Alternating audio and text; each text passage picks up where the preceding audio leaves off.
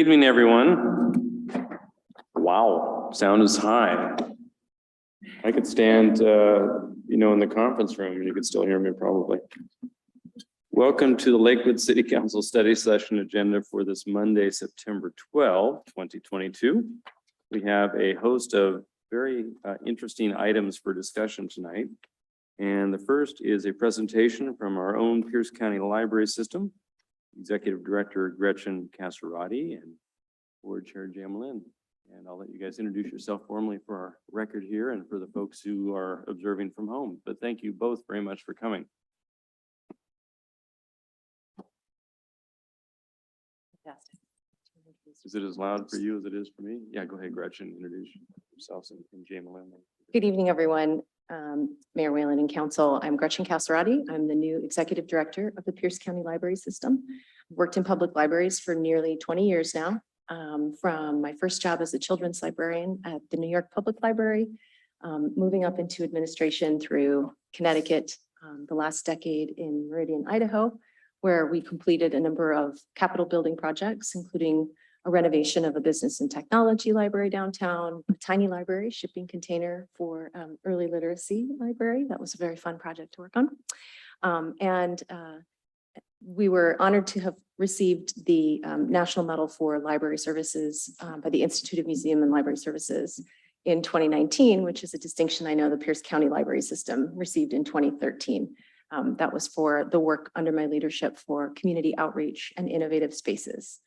So lots of work on community building and capital projects in the last decade that I'm really proud of and excited to bring that work here in my new role. I'd like to then introduce you to our board chair, Dr. Jamelin Penn. Good evening. As indicated, my name is Dr. Jamelin Penn. I serve as the board chair for the Pierce County Library System. This is my third year serving on the board, 3 out of 5 years. I am a resident of Steilacoom. I've lived in Steilacoom for the last 16 years and very excited about the opportunity to serve as board chair for the library. For my profession, I serve as the interim vice president of student services at Highline College in the Des Moines area. So great to be here with you this evening. I made it in traffic on time. We appreciate both of you coming and the partnership that we've developed over the course of many years and look forward to a fruitful one going forward. So thanks tonight for your presentation. Thank you, sir. And my presentation is a fairly informal guide. So I've been in my position for 90 days, which is not a lot of time, but a part of that process has been for me to really fully understand the situation in Lakewood, how we got here, and understand the history. So I would like to start by just touching on part of that exploration for understanding for myself was to look back at the history we have as a library system with the city of Lakewood. The city of Lakewood is one of our busiest library branches. It's one of our larger service areas. It's the only city to have 2 library branches within its boundaries, the Steilacoom Library being a part of Lakewood. And so we really value the important role Lakewood plays within the library system. We do have 19 branches, as you likely know, across the system, a large service area. And the idea of library systems is that through economies of scale, everyone kicks in a little and gets access to a lot. And so the spirit of participation and collaboration the library system has had with the city dates back as we've been able to understand it in a formal capacity outside of the annexation of the city and the annexation into the library system in the 90s.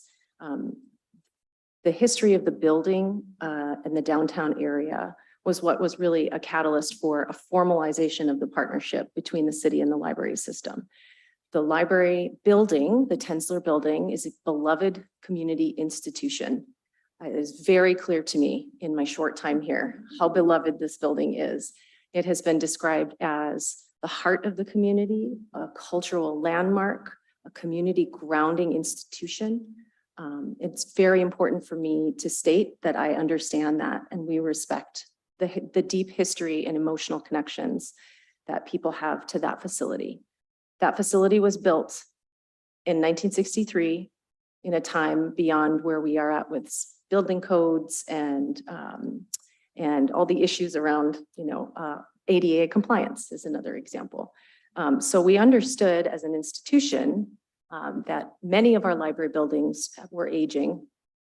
And in 2010, the library system underwent a master facility plan. The bond that passed in the 80s that built a number of the facilities across the district were anticipated to only last so long. Physical buildings can only last so long. And so thinking ahead, the master facility plan was intended to give a roadmap or a guide for the library system to anticipate when would be the end of life on buildings, when would they need roof replacements, or where are opportunities to expand in communities that are growing? Where are aging facilities going to need attention? The roadmap experience called for the relocation and expansion of library facilities in Lakewood and Telecom. And so that was a time in which the city and the library sat down and said, well, what could that look like? And that led to the memorandum of understanding that was signed in 2016 between the system and the city to say, let's chart a course forward. Let's look at how we could do a project together in Lakewood. The library system in 2018 was when they ran the levy lid lift. The way that the operating funding models work in Washington, the library system can only take so much of tax increases each year. And so sustaining the facilities and the operating costs across the district does run into some financial constraints. So we appreciate the city of Lakewood assisting us in supporting that levy lid lift in 2018. That allowed us to stabilize our funding and our operations. And so when that was passed, we revisited in 2019 with the city, moving forward on the project and exploring things with a public engagement project to test the community's appetite and hear the public opinion about the possibility of new libraries. At that time, the findings of that public engagement experience were that the majority of people wanted a new facility and wanted to support that. Then, of course, the pandemic hit and everything came grinding to a halt. For us, with an uncertain future, we focused only on necessary emergency building repairs until we could get our feet under us. In 2021, the library had reopened for services and came back to start the work again with the city. We started the process to do an RFQ for an architect, which would include designing a building program and moving this project forward. And as a part of that process, if the considerations at the time, as I understand them, because I wasn't here, was if we were going to renovate the Tensler building or build new, we would still have to have our understanding of how much those would cost. We have fiduciary responsibilities. And so we hired some companies to do assessments. The building work is the architect firm that we've been working with, and we hired them in October of 21 to do a condition assessment of the building. And that was the first report that initiated the process for us to follow through on our commitment to the city to pursue a building program. In the winter of 21, we observed leaks coming through the roof in the building, and we hired a roofer to go up and repair it. Leaks continued, and we hired the roofing company to come back, and they discovered that the damage was more significant than they had realized. And so we hired a second opinion with a firm called Weatherholt. That report is available on our website, should you be interested in a 60-page document. And what they found in there is the design of the roof did not have the adequate modern ventilation. So water was collecting inside the roof, which deteriorated the seal and the material. The steel frame is fine, it's the materials itself. And that because of that, it was, I forget the term, sagging is not the professional engineering term. And the roofing company would no longer go up to do any repairs for safety of their own workers. This happened when the company provided their report to us about the condition. It was April of 22, which was the month that Georgia Lomax retired. The library staff was faced with a question, shall we continue to operate this library knowing that we have this report that indicates a serious weather event could cause a catastrophic event and run that risk? There were efforts to lease a facility in the community, like a storefront. We've been working with brokers since then to try to identify a location and work through lease negotiations to locate a space to do interim services. Those have not been fruitful to date. And we are still working on that. I'll touch on that in another moment. The library was posed with solving this problem of what should we do with this building in a time of tremendous leadership transition, very fast moving parts, and a concern with not wanting to panic people about a potential roof collapse in a situation, in a building that is being actively used and our staff working inside of it. And I think when we look back, certainly we didn't do a very good job communicating. I think my assessment is that we were 6 steps ahead of everyone else in the thinking, in the knowledge, in the planning. We were engaging with our board. We weren't engaging with our community partners and with the community at large about the serious nature of the roof condition. And it's hard and complex to understand to begin with, which is why it's taken me 90 days to fully wrap my brain around how did we get here? How is it that we had to close so quickly? Even if we chose to pursue the path to repair the roof, it would require such a significant removal. We would have to shut the building down and take everything out to be able to take the roof off to repair it. In light of the events of all the planning and the collaboration toward looking forward to a new vision of libraries that may include renovating that, it didn't make sense to us, and we made decisions in a little bit of a silo. So for that, I apologize on behalf of the library district. We did not bring our community partners along with us. We did not do a good job of communicating the essential elements of the decision that we were wrestling with internally. Those missteps have cost us the community's trust. Those missteps have cost us trust within our partners. And I will commit to doing everything we can to rebuild that trust. So I've prepared a timeline for you that has put together all of the sort of main events in the building's history to help everybody understand how we got to the closing and how we got to the condition of the roof that led to such a short-term closure. We are continuing to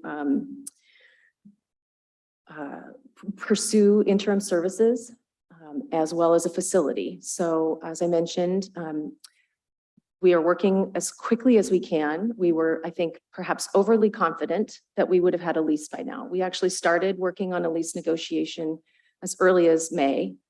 Before I started, there were people working on securing a property in Lakewood to have an interim service.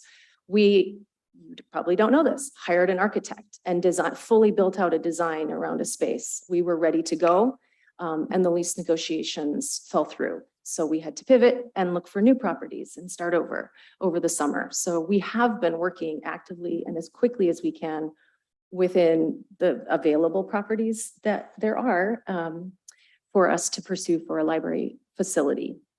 In the meantime, we have prioritized services in Lakewood and pulled staff from other areas across the district.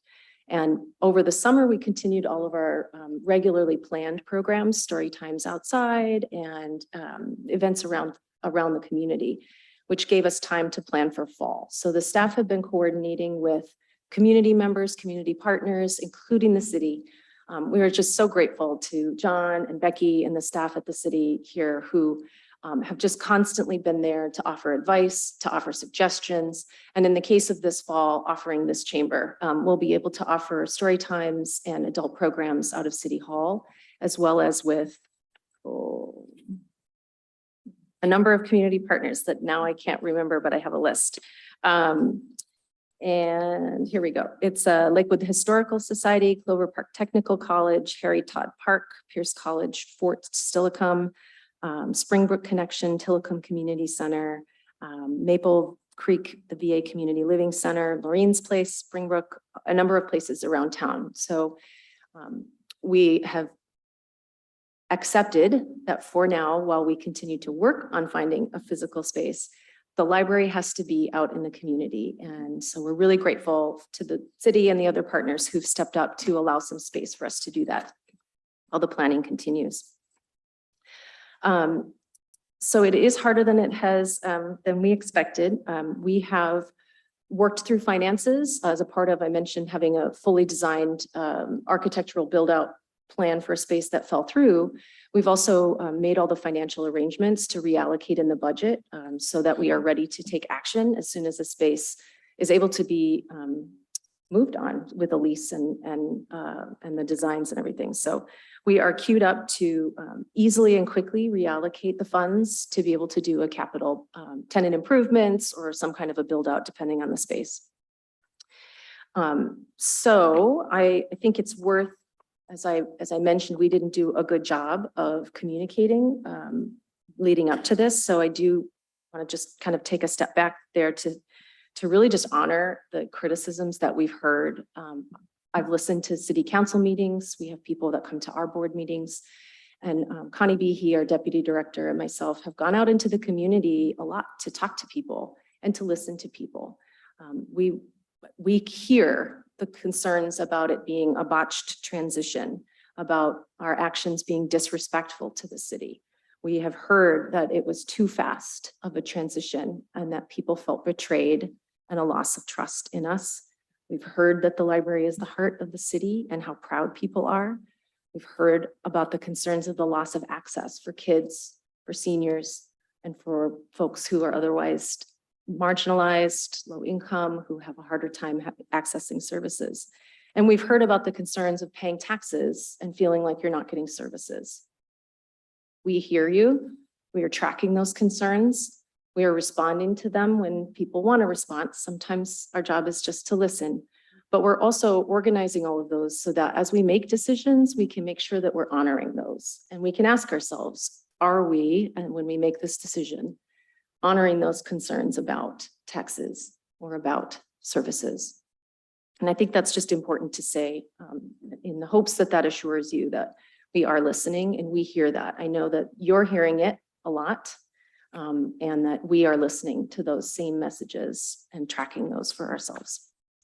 So next steps, we're marching right along with our Community Advisory Committee and they meet again this Friday. I have been working with John to provide data and information for the costs for capital facilities and libraries, as well as operating costs to respond to the concerns and the call for de-annexation from the library system.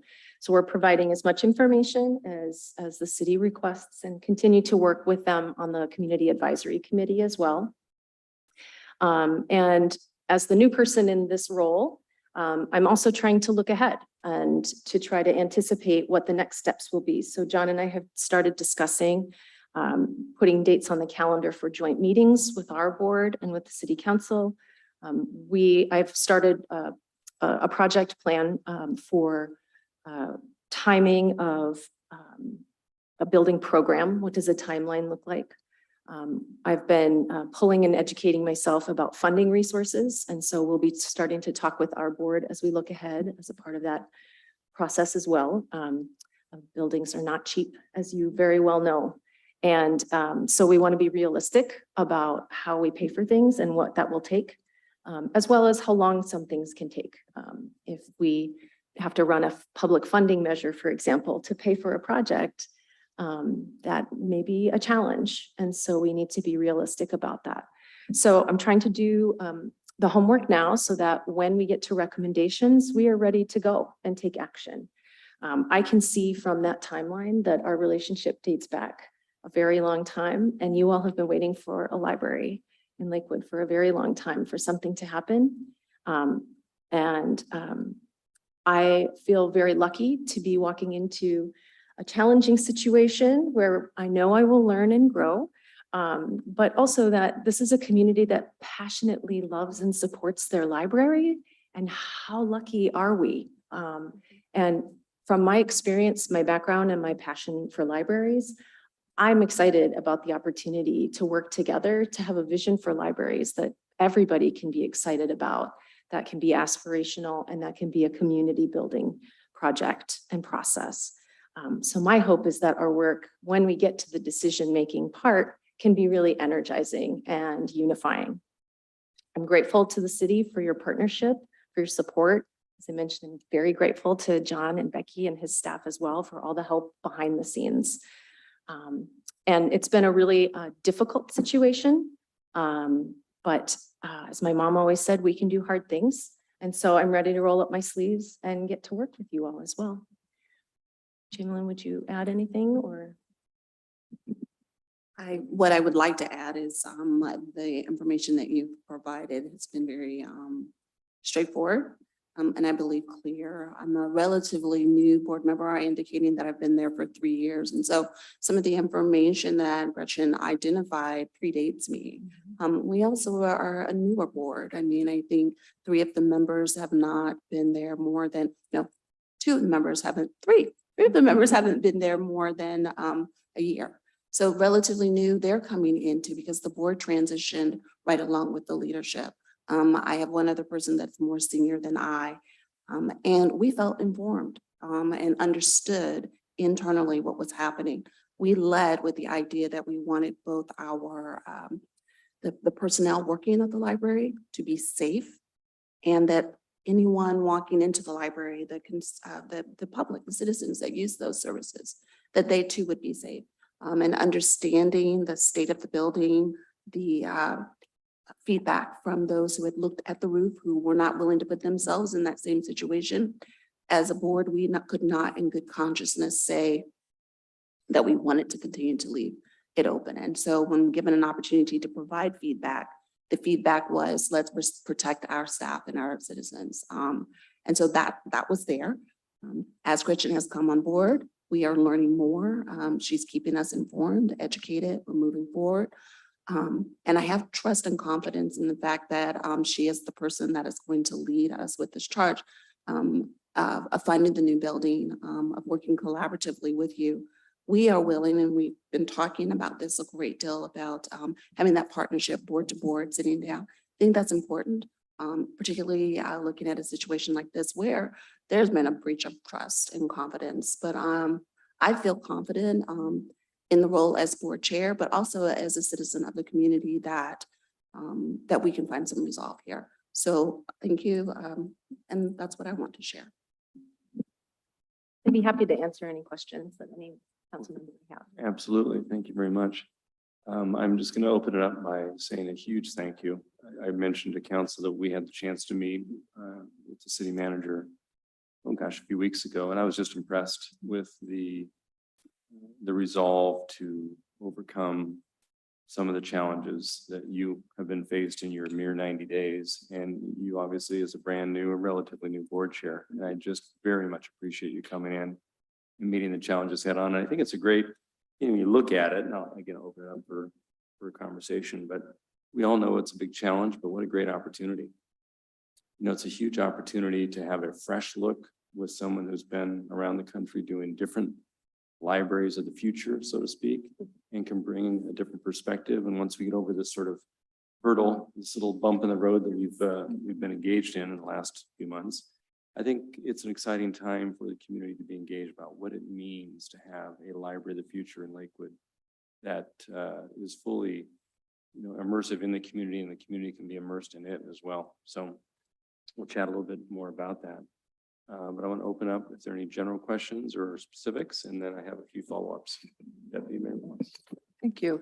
Thank you for the report. And I just want to say that the information that you share with us, once the community gets that, they will understand that we are working together to do what's best for our city. And we do want a library in this area. So I appreciate that. Thank you so much. Councilmember Branstad. Thank you, Mr. Mayor. Thank you both for being here. being able to go and do that is, you kind of alluded, we know we have a challenge to try to resolve that. I think we're at a better place now than we were a couple of months ago, at least in terms of sharing of information and of folks being able to go and do that. I am not so sure how well all the current information is getting out into the community. That's a struggle on many issues that we face here to be able to go and do that. I think you're right that this is a community that values its library in the past and is expectant and would value a library of the future. That's something that we've heard a recurring theme, that the building itself it has endured itself to some who have been here a long time. I'm one of those that necessarily think of that libraries are not buildings. It's what goes on in a building that makes a library, and I'm hoping that we go to that. And I recall in 2018, after we had been going for this in the timeline of being able to move forward with new or renovated libraries in Lakewood, sort of had a sequence of get the levy lid lift for stabilization of funding, and then shortly after that be able to move forward, go on. And there were other events that were not local, but that impacted that. And we as a city, we also have that same Washington State problem of the property taxes just grow slowly, and there's not a way to make them grow faster without something happening in Olympia that it's proven challenging to find people that want to step up and cause that to happen. So the 2018 levy lid lift stabilization of funding, how long is it going to be before that problem represents itself, of where it is, particularly given the rate of inflation now? 2% inflation with a 1% cap on property taxes. Disagreeable, but 1% cap on property tax in a 6% inflation world is accelerates the onset of problems. So how are you planning to look at that in your budgeting process? And do you have any intention of trying to seek a legislative fix?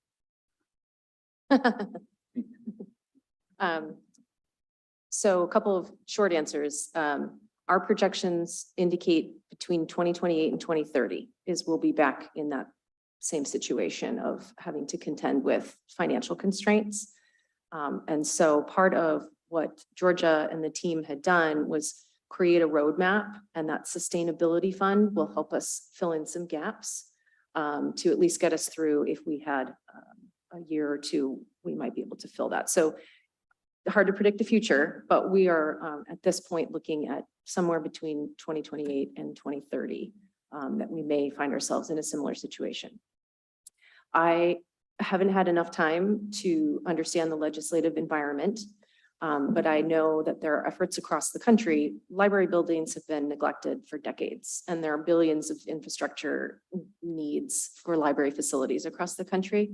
There is a bipartisan proposed legislation for federal funding And Washington State has made some efforts around capital projects that run through commerce that I'm educating myself on now.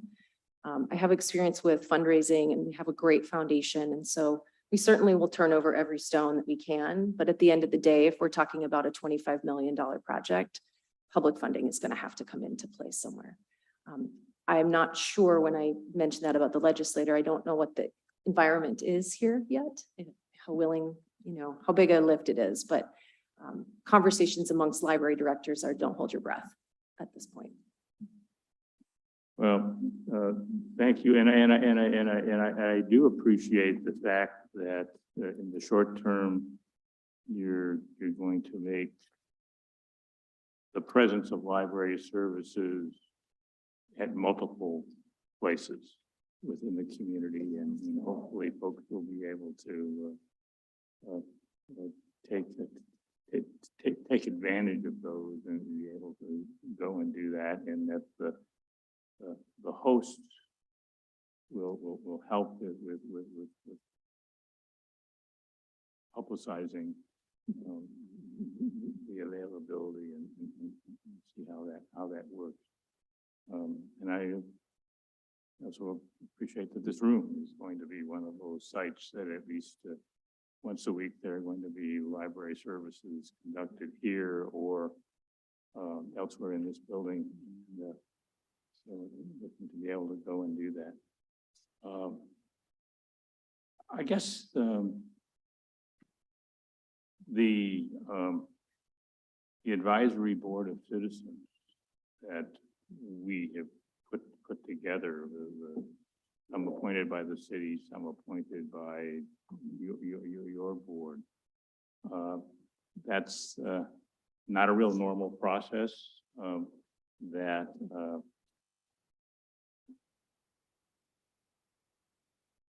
Do you find any challenges with it?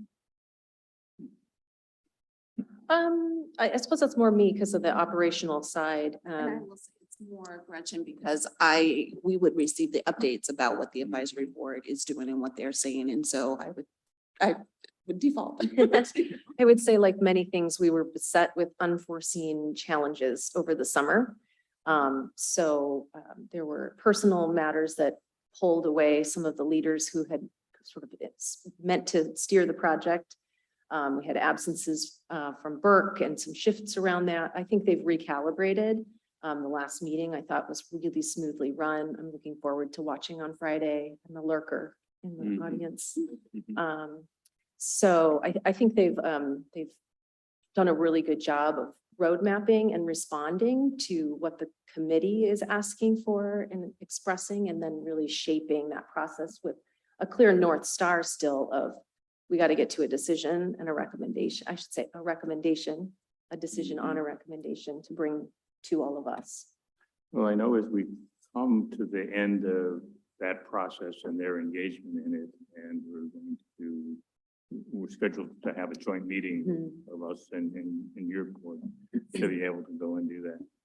But I would not want to move past that so quickly that we forget to thank those 12 citizens for their honest effort in giving us the best input that they can. Because they really value to do that, and I think they are going to be a real asset to us going forward in terms of being able to communicate with the greater community. Great. Councilmember Farmer. Thank you both for being here. It's been a long road. I know that there have been a lot of challenges. There has been a lot of emotion. There's a lot of connection. As you pointed out, people here love this library and love the services, but also the building and the connections. We all have childhood memories of our library system. So no matter where we are. I'm curious first of all, thank you for being here and partnering with the council. What is the plan to reach out to the community work with them over time to meet them where they're at. It is very hard to fight emotion with fact. And so there's going to need to be some sort of coming together. And, unfortunately, we don't always get our biggest audiences on study session night. So I'm really hoping that there's an opportunity for the library to come and meet with our residents over the next couple months, couple weeks, whatever that looks like. Didn't know if you had a plan. We don't have a formal, well, we have a communications plan on behalf of the system that Connie, as I mentioned earlier, and I have been going out and having much smaller group meetings with people. We just went on Friday to the Stillicum Friends of the Library, where there's a connection between the Friends of the Library groups. Had some I said, I'll come to your book club, I'll come to your church group, I'll come, to talk with folks wherever they're at in the community. We've brainstormed a few ideas. We're sort of recalibrating at the moment and discussing not specifically that, but broadly that. How do we re-engage? But another challenge of that is we also would like to be able to have a plan for the interim services and be able to say, we have this space and we just aren't there yet. It's really very difficult. So we're certainly open to ideas. We've bandied about ideas of maybe a town hall, an open house. I would offer, to council, we're doing open houses. My first one is at University Place this week, of just going out into the community to just get to know people through the branches. So I could certainly encourage people to show up and they can yell at me there. And I've sat down individually with people who are engaged, in some of that community organizing. I'm happy to sit down with anybody. It was difficult for me before because I didn't really fully understand myself. And so I think we're ready to move forward and certainly invite suggestions from anyone who knows of groups that we should be talking to or places that, we may go to share some of this information.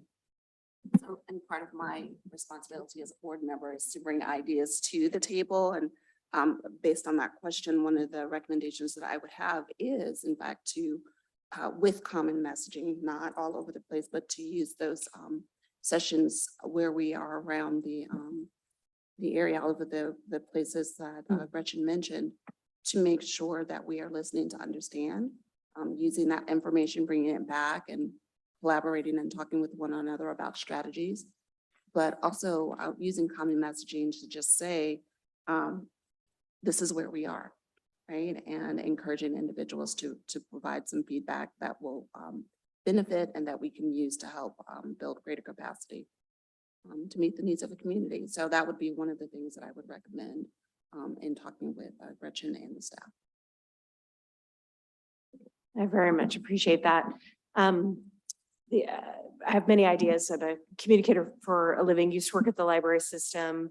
I'm wondering, but from the council's point of view, a lot of people come here every other week and talk about it, and they look at us and they say, what are you doing? And it is not appropriate for us to respond because we're not the library system. And so if there's a way to, even if it's coming up with a list of the talking points of the things that happened in the last week, leaving copies at the table, making sure that we are able and armed with a response. I would love to be able to carry the message. I love to hear that you guys are out there in the community meeting large groups, small groups. That's great. I worry that the people who come here every regular meeting to voice their concerns, that they don't understand that. And so if there's a way that we can figure that out, that would be awesome. Yeah. Okay. Thanks. Thank you. Councilmember Boki.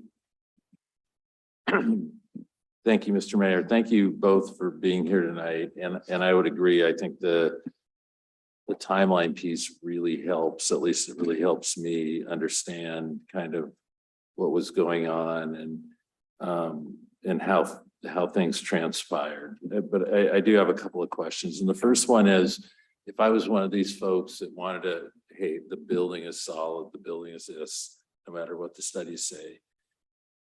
I drive around in any number of small towns in this country. In fact, there's some locally.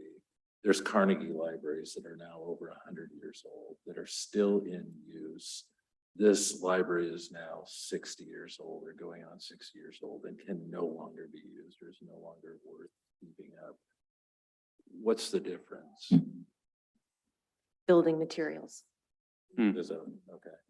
It's just simply a design of the thing. The Carnegie libraries are built differently or, okay. There was that conversation that we had about the building that we received as well. I don't know if you want to go into that. We're sidebarring here. Sorry. That's okay. Sorry, yeah, so from the building work assessment that was completed in the fall of 21, we had the Weatherholt report to understand the roof. We've hired additional mechanical, electrical engineering, plumbing, seismic, additional companies to provide us with reports so that we can start to really understand if we renovate this building, how much is it going to cost on an estimate? I mean, I know what you can have somebody fix your roof at home for is different than an estimate we're talking about now. We would go to bid, we would get real numbers, we'd have an architect take care of all of those things. But right now we're dealing in estimates so we can get a scope. So as of today, we haven't even had our board meets on Wednesday. We'll provide them with updates. We're talking about $20 to $25 million just to get it to code. It's not ADA compliant. It's got likely asbestos and lead in, it's been renovated, it's been painted, it's been maintained over the years. But there are just certain things about it that will require significant, it wasn't built in a time for power and data to be put in the floor. So you're limited about where you can put things. So it's a combination of the design itself. And we've said and maintained renovating it is an option if everyone's willing to pay for that. If that's a good use of tax dollars, and that's what the committee and the city and the board and everybody gets on the same page with, that's the path forward, it will be expensive. And so I think that is something to be realistic about. Thank you for that. That's what I was looking for because I've read, that's the packet. You don't have everything until Wednesday. So I'm reading through and that was one of the points that was highlighted in some of the material that I reviewed. Well, and I do appreciate that. And as of today, and I'll walk out on a plank here. I don't believe that this council is going to give an indication of whether or not to keep the building. That's your call in my mind. That's your business. And so I don't know that. I'm not going to speak for the other 6 members. I didn't hear. Can you say that again, Paul? I don't think, we have not taken to date a policy question on whether or not to keep the building. Is that correct? That's fair to say. Yeah, that's fair. It's not our building to keep. It's not our building, and it's not our building to keep. Yeah. We're not making that recommendation. We have not made that recommendation, nor do I believe it is appropriate personally to make that to you, but because it's your building. But thank you for answering that. I'm glad you've thought about that. I do want to talk a little bit about the transition. This helps a lot, but I have this, my biggest problem was this transition, that the building closed and there was no plan. I feel like there was no plan, right? That you close something, a library for 60,000 people in a city of 60,000, you close it, you should have a plan to move forward with another library. The hurt for me, and as an elected official, I don't get hurt often, but in this case it is.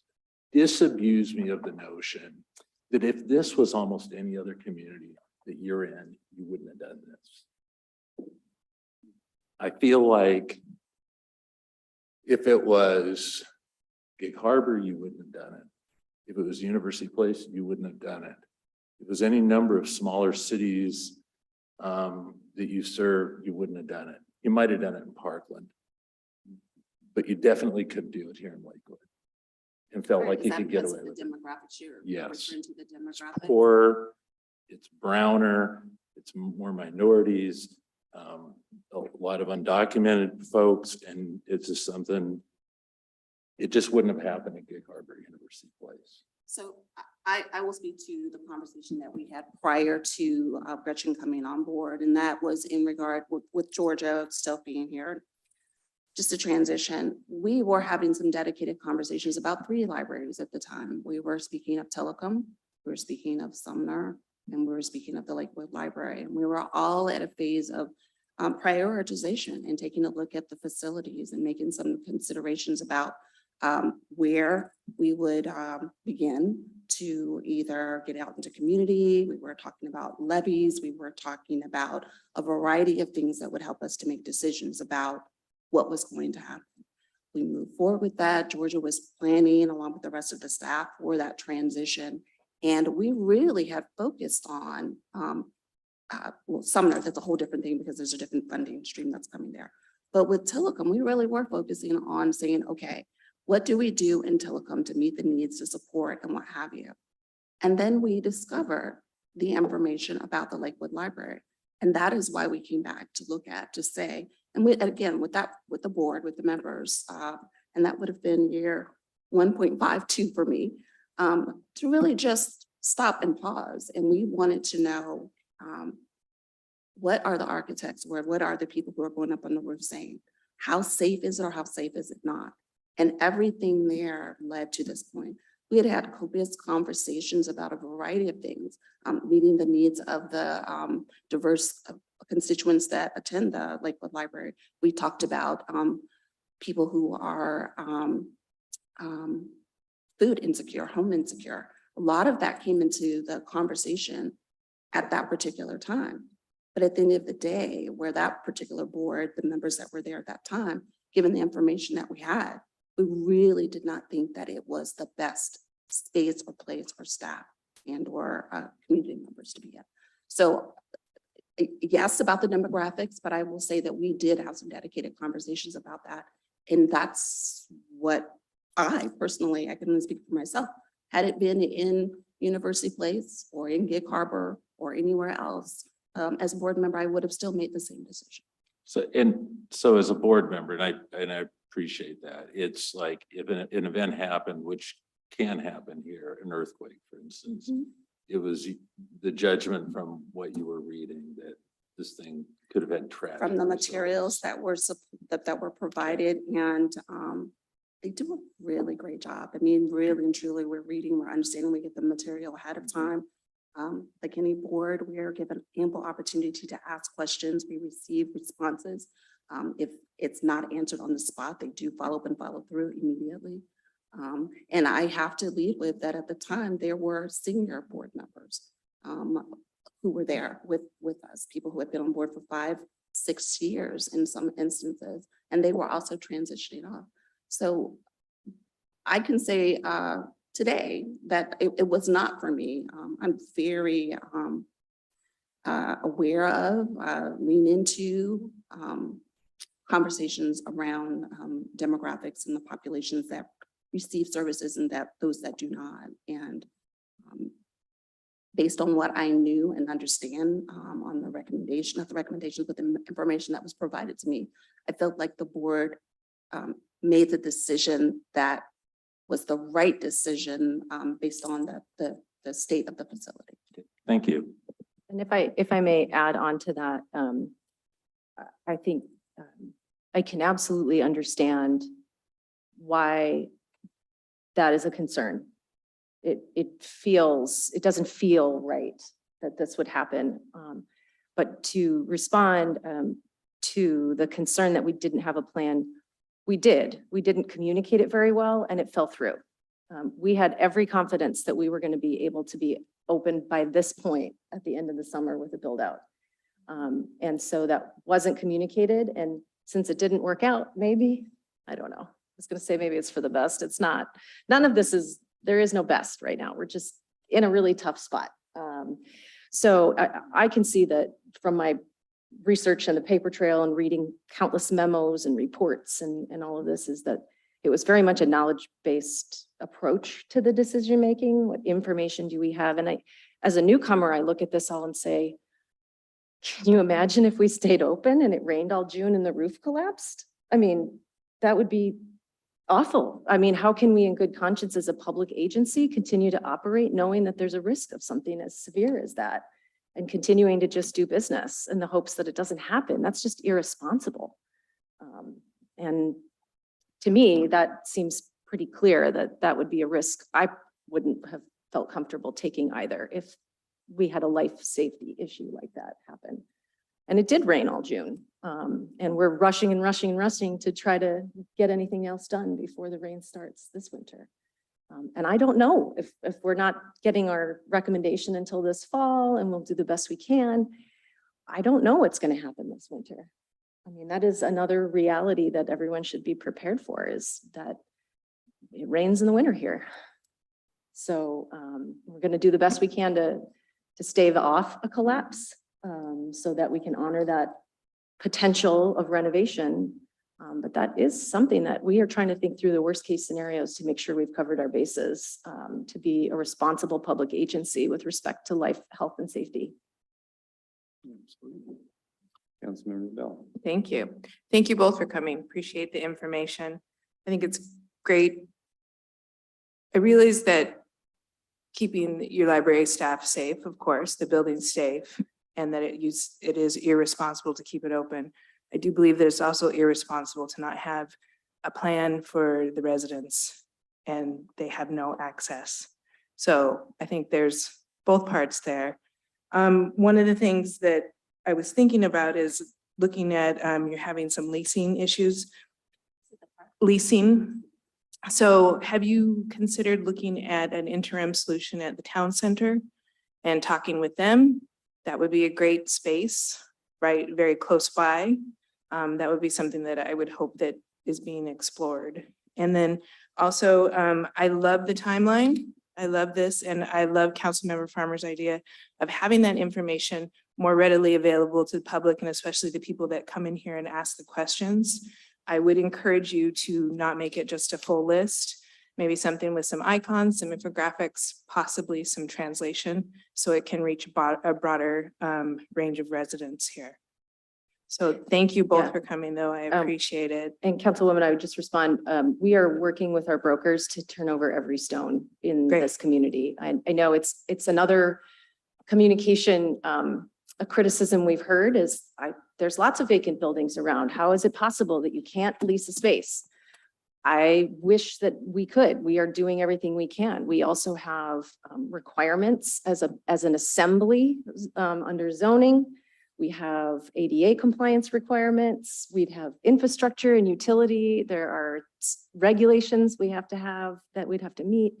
So we are open to anything. And I would just say it again, we did have a plan and it fell through. We fully anticipated, we had a branch designed and built, and we thought we'd be open by September or October. And it didn't work out. So we're very grateful. John and Becky have been behind the scenes helping make a lot of connections and phone calls. And we're continuing to push through that. Lease negotiations are obviously confidential. So until we can get that settled, we really can't disclose kind of where we're at with those, but we discuss it every month in our board meetings, and we will again on Wednesday night. Absolutely. Thank you. If you come across any spaces, send them my way. I just have a couple follow-up sort of concluding questions, and I want to end on a really high note, but in terms of the financial analysis, I know you're going through that with the city manager, but anecdotally, again, for the benefit of some of the public members, not holding you to a dollar figure, but I'm of the understanding that was it 39 cents per thousand on the property tax that's pulled from Lakewood that goes to the system. That equates to $3.5 million annually. Is it Roughly, yeah. roughly correct, though, that to operate, and this is the benefit of being a part of a system, that to operate in Lakewood, it would be about 5 million operationally? Between 5 and 6, if you factor in the administrative costs for IT, for facilities, Absolutely. for collections. So the Lakewood operation would be is subsidized based on the tax revenue that is pulled from Lakewood vis-a-vis the value of services we receive. And that doesn't include any capital for a new building or a massive remodel. So I just want to put that out there so people don't think it's, I mean, we've asked for it. You've been gracious. You're getting the information together, but there's no panacea here. If the de-annexation thing were to be an option further reviewed. On the communication piece, Bryn Grimley here, I think, can or perhaps is able to link your website with the city's website. And I'm sure she does a wonderful job of updates on council meetings and issues of significance for residents. So I think any of this information could likely be a link on the city's website that people who are used to going to the city's website for updates or information about council meetings can link directly to your library system website and information that's topical on this issue. So I just throw it out there. There are better people than me that can understand how to do all that, but I think it's doable. So a couple more unless you want to jump in on that one. Not yet, not yet. I was going to say something about the library in 1963 and me born in 1963. I'm a little concerned about this obsolescence thing here. What? Yeah, a little concerned about the obsolescence at my young tender age, but I, having, this is my final sort of thought, and then I'll turn it over to you. Having worked with 3 directors now, and many of us have been really excited about the opportunity to have a visionary discussion of the future. And I'm not going to tie it to anything because I know you're going through the process right now with the subcommittee, but it would be fun to hear a little bit from you tonight based on your great experience in other jurisdictions, your engagement in library services around the country, from your interaction with peers, what the library of the future could look like generically in a community of 63 to 75,000 residents. And on top of that, again, talking about my comment about taking a challenge and making it an opportunity.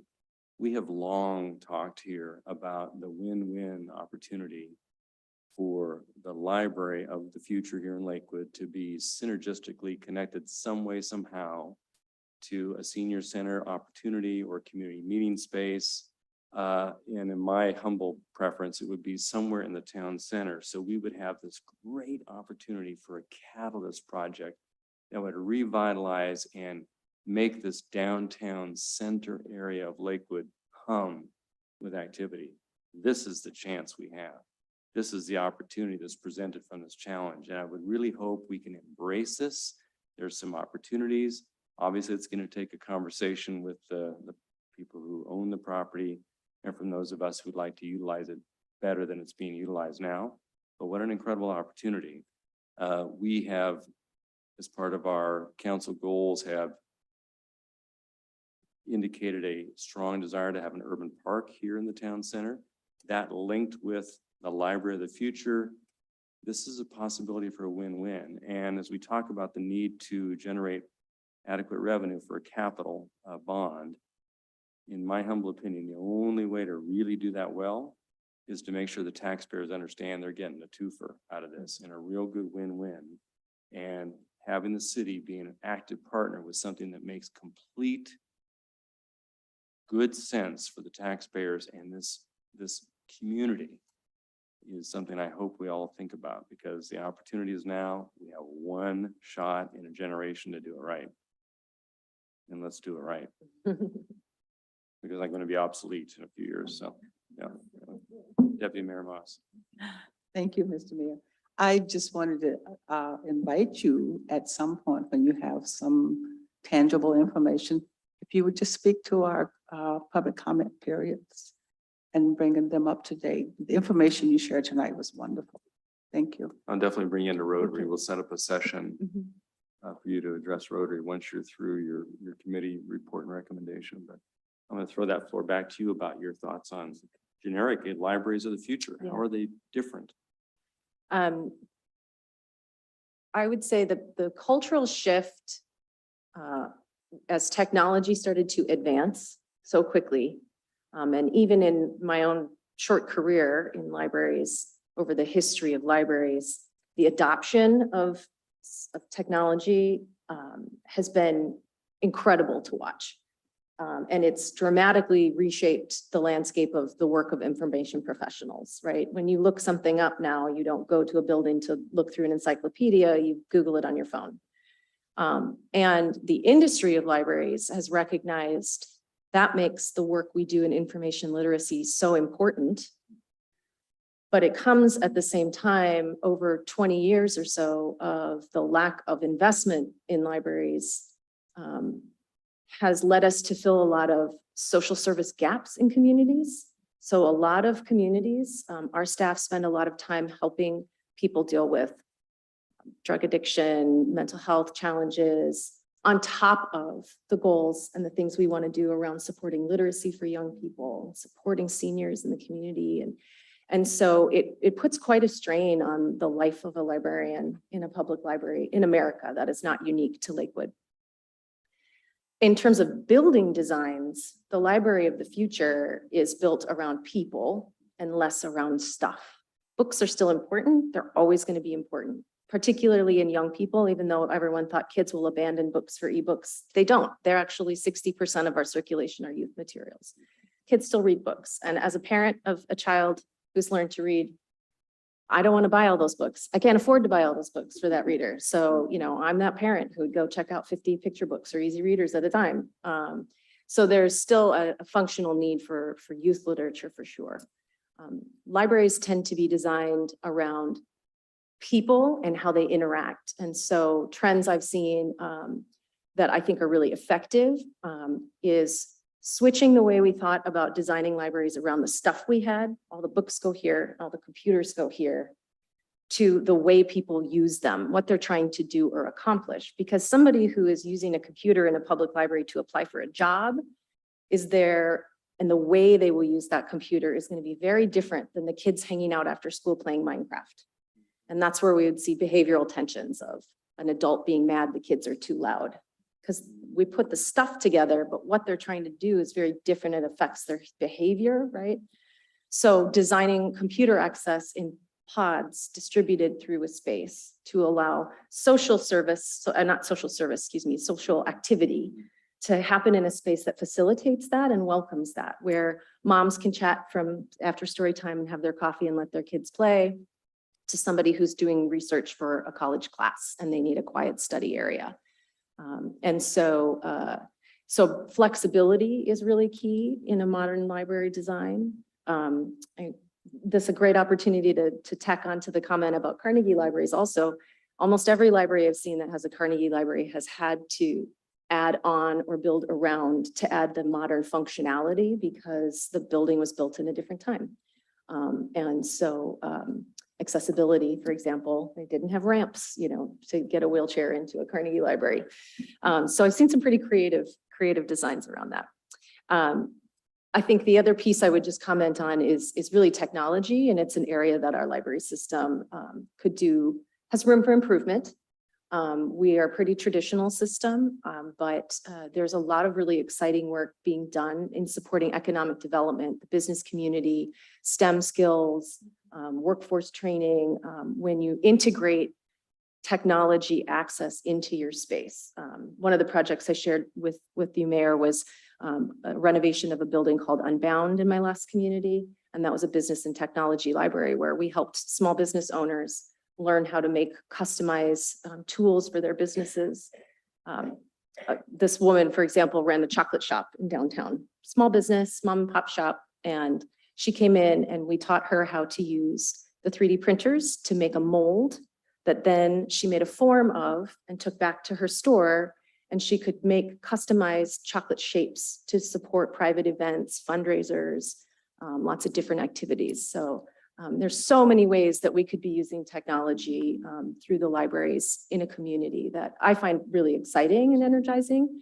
And I've certainly seen the model of libraries are places where people are, to your comment about a catalyst project, all across the country. Their new building programs can totally change and transform a downtown area, different neighborhoods just by that, the foot traffic. The design themselves of buildings now are far more transparent. If you look at any library built after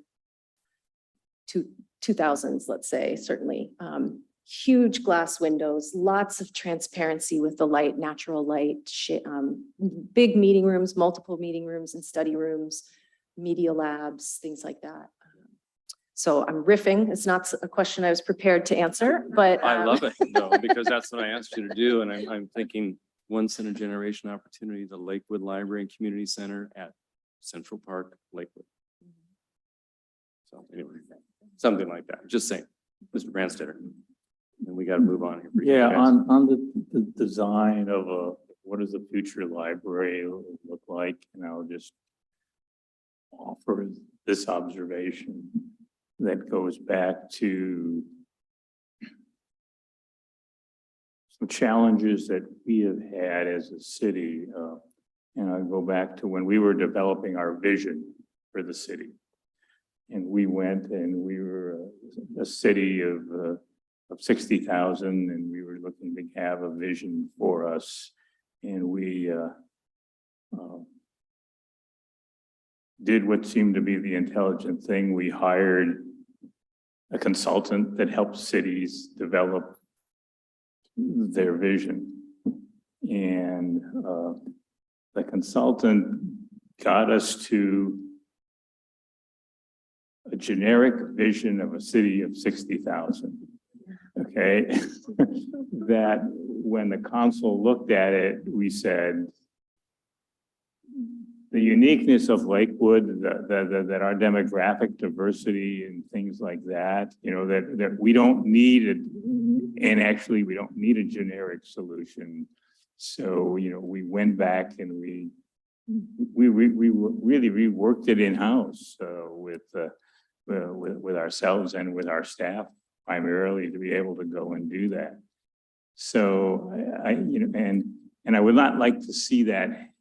I would like to see that whatever the vision becomes for the future libraries too in Lakewood, that that they have some uniqueness that recognizes you know our uniqueness. You know, I would venture to say that the Lakewood Library, the typical library actually blends in and deals with the uniqueness of their community quite well. The Lakewood Library didn't necessarily reach out to all the demographics in the community, in some cases because those demographics were way on the east side of town and they weren't here or for other reasons.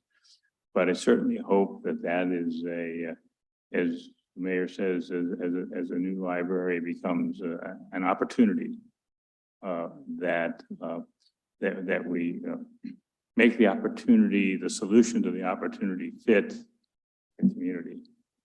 Let's dream big together. Again, thank you for coming tonight. Really appreciate it. And I hope you get a sense that we're in this together. We want to be good partners, and obviously we have to have good and better communication over the next period of time, which I am confident we're going to have. And it's much thanks to you for coming. Appreciate that. Thank you for inviting us and for allowing us to come. Yeah, very good. Good to see you. Okay, give everyone a chance to take a quick stretch. And then I think next on the agenda tonight, we have our Deputy City Manager, Todd Kraus, is going to give us a review of the second quarter financial report. So when we get a moment. Yes, Council, why don't we take a couple of minutes here? It is a study session, so I don't need to recess this. Why don't we just take a stretch for a few minutes?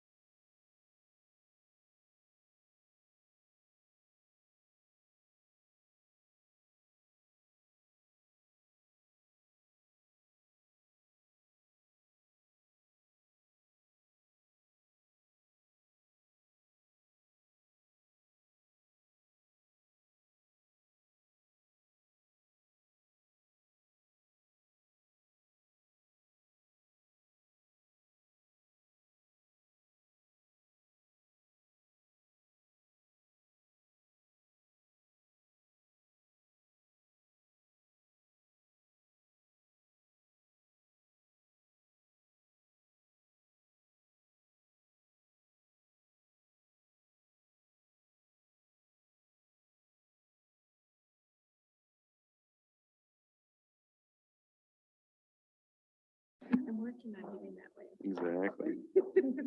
Okay, we are back to task with the task master, our deputy city manager, Todd Kraus, who's going to tell us all things money. All things money. Well, you've seen a lot of this just through the city manager's weekly update, and so you have some of those numbers.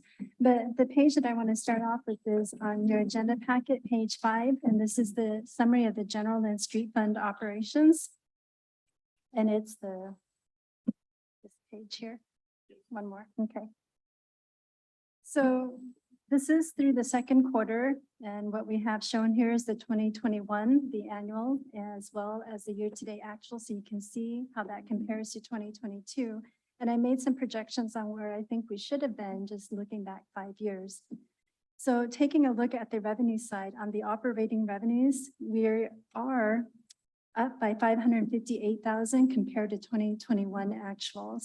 Compared to the year-to-date, we're up $2.3 million. On the expenditure side, also looking in the same manner, comparing 2022 year-to-date actual with the 2021 year-to-date actual, we're actually up by 2.2 million, 2.3 million, but compared to budget, we're down by $1.5 million. And all departments are seeing savings pretty much, except for community and economic development. However, they are seeing some revenue increases to support that. So where we are from the 6 months of this year, we ended up with $18.5 million. So we were able to meet our 12% operating revenue reserves, as well as the Economic Opportunity Fund is still intact at $2 million. So for the first 6 months, we have about $11.3 million in unreserved that we are setting aside for the 23 and 24 budget, and you'll get to see that next month. So I'm gonna have a quick question on that, because it was rattling in my mind the other day and I was looking at this. So the monies that are set aside, including the cash, I assume from a municipal finance standpoint, that can be or is being invested at some sort of Yes, reasonable rate of return now because interest rates have gone up? the interest rates have gone up, but we're still sticking with the local government investment pool. So when interest rates went down, there's a little bit of a lag. When interest rates go up, there's a little bit of a lag. It provides us with a lot of flexibility. And, you know, when I first came on board and when city manager came on board, we were a little bit low on cash. Mhm. We didn't do I any remember. active- We didn't do any, you know, we created a program where we could invest in-house. It's a matter of resources and prioritizing those resources, because it does take a little bit of skill to be able to do that and, you know, plan on what that is going to look like. We do have more money, but as you'll see, when we get into the next Right. budget cycle, that may get down. Right, okay. But local government investment pool is a simple way to get your money in and out and pretty cheap. So. One thing that I do want to tell you is on the parks recovery, they're currently at 50% and compared to the 45% recovery ratio. And over the 5-year period, it's just been slightly above at 46%. Development services are currently at 82%, and over time, the recovery ratio is set at 85%, and over a 5-year period, we're at 92%. If you want to follow me through, and let me find the page first. And this is on the sales tax, and this is on page 8 of your packet. Through June, the budget based on a 5-year forecast or a 5-year look back is about 5.7 million, and we came in at 7.1 million. So compared to the budget, we're up by 1.37 million, but compared to 2021, we're down by 175,000. So if you recall, maybe not, but in the mid-biennium budget adjustment, we talked about the economy, and this is the period of uncertainty, and that's one thing that is for sure. So while our revenues are still looking pretty good, there is some concern just because if you're comparing it to 2021, for the first 6 months, we're down. And there's a lot of uncertainty about where we'll be for the next 6 months or even going into 23 and 24. At some point, we'll factor in 24, 25-ish when the $570 some odd million project, the Western State Hospital kicks off. At some point, but our financial policies do not want us to go ahead and forecast that I get in that. until it's I actually get that. recognized. That's when we have a budget adjustment that year and says, oh, you're Yes. up about 50 billion in sales tax or whatever. I'm being facetious, but And then taking a look at page 11, just to show where we are compared to 2021.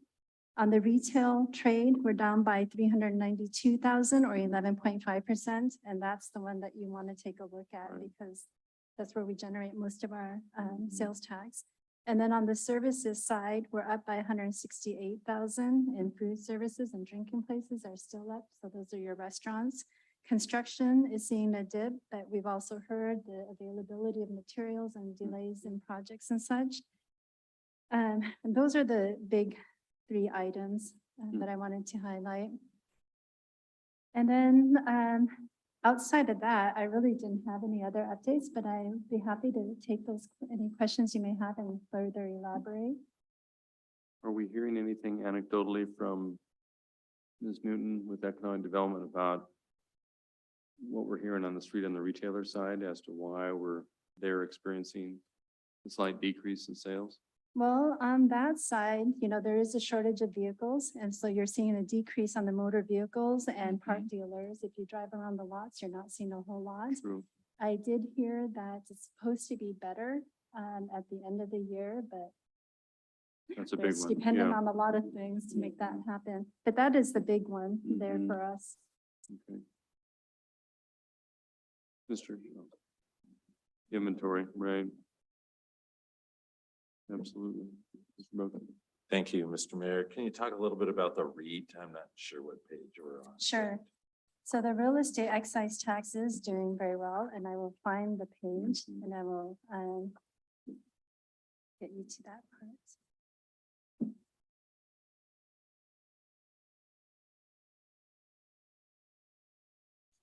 Sure.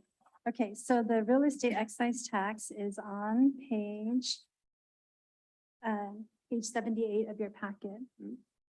So real estate excise tax has been performing very well in the last several years. And in 2020, we thought that was a good year at $3.6 million.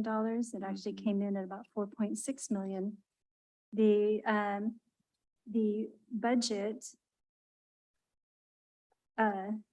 budget currently is at $1,930,000 on an annual basis. On a year-to-date basis, that would be about $753,000, but yet we've taken in $2.6 million. Now, the budget is intentionally set lower because we allocate those dollars to capital projects. And once we do that and REIT doesn't come in, we have some issues with contractors and getting projects done. So it's better to estimate a little bit lower, and then when those projects come in, because throughout the years, we always have, grants that come up and other projects and such. So compared to 2021, we're up by $1 million, and compared to 22, we're up by $1.9 million. Again, it's, the market is coming down, yet it's still very good. Hard to know what will happen. And the REIT doesn't roll into the general fund. It maintains and rolls into year to year and grows if need be and not used, right? The real estate excise tax is actually a capital projects fund because it can only be used for capital projects. right. So it's a restricted source. We keep that pot separately and only allocate it to mostly for transportation projects and some parks projects. Okay. Do we have some debt service? We do. Do we have some debt service behind that too? Yes, we do have a series of debt service. It's about 17.6 million for transportation projects. So a big chunk of that is already carved out. It's about, off the top of my head, about $1.25 million for the annual debt service payments to get us through those 3 years of And that bond includes the issuance. councilmanic bonds we did. Yes. Yep. Yeah. The other bonds that I think that you may be referring to is the Transportation Benefit District, Mhm. and that the city council approved, and that's $11.6 million, and that is being paid by the Transportation Benefit District funds. Can you also, excuse me, Mr. Mayor, LTAC looked good.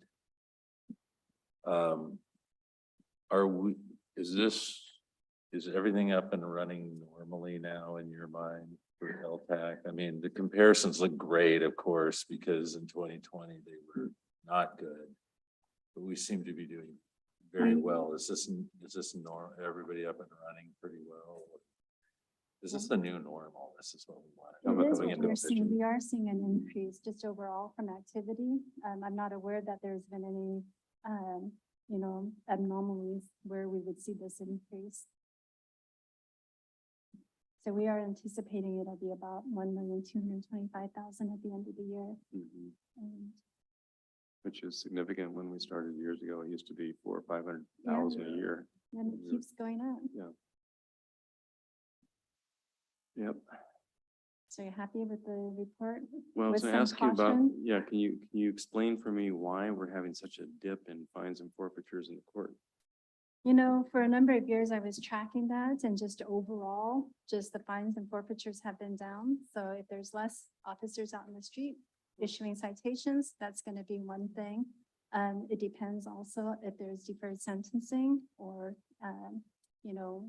reduced fines or whatever the decisions that are made by the judge. But I think overall, that's been a trend. It's precipitously low. Very, very low. And I think at the year-end estimate, we're looking at about less than $400,000. It used to So- be 1.2 million or something like that, wasn't it? Yeah, it was. Yeah, about 1,200,000. And it just every year it's just started dipping. And if you start taking a look at it, which, totally different, not a revenue generator whatsoever, but Right. it's a lot of money.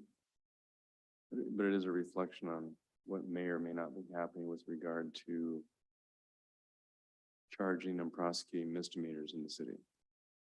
Right. Let me flip to my page. This is why I build all these pages because I can't remember everything. Yeah, I'll tell you which Right. areas are down. Yeah, so it depends on what charges are, That could be a function of the elude issue as well, any number of things, but. Yeah, well, I can just tell you personally that I've seen a lot of crazy things happen on the streets. I mean, a lot of crazy Right, things as I'm right. coming into work and everybody else just kind of stops and looks and these people just move forward. I live in an area where at night I hear things and those things that I hear and when I get up in the morning, it's all these donuts. So my understanding is the same group that burnt the couch in downtown and did their donuts, all that. You hear it all the time, you see it, and I'm thinking, gosh, I must be really thrifty because I'm not going to spend my money buying new tires. But yeah, it's just overall, and just let me tell you what page municipal court is on, and I can tell you the areas. It's on page 29 of your packet. Yeah, on page 29, you'll see that just overall, if you look at the filings and the hearings and such, those are down. Fines and forfeitures are year to date is $320,000, but just taking a look at the fines and forfeitures that have come in since this, it is not a whole lot of money. On page 31, you'll see we're down on the civil infraction penalties is down by 133,000 compared to 2021. And detention and correction services. And I can't tell you off the top of my head what falls into each of those categories specifically, but primarily it's the civil infractions. So if infractions are not incurring, then there's nothing to. yeah, that was a function of, crimes getting better. That's, hallelujah, right? Yeah. I'm not sure that's the data. Yeah. Did you have a question, Mr. Branstad?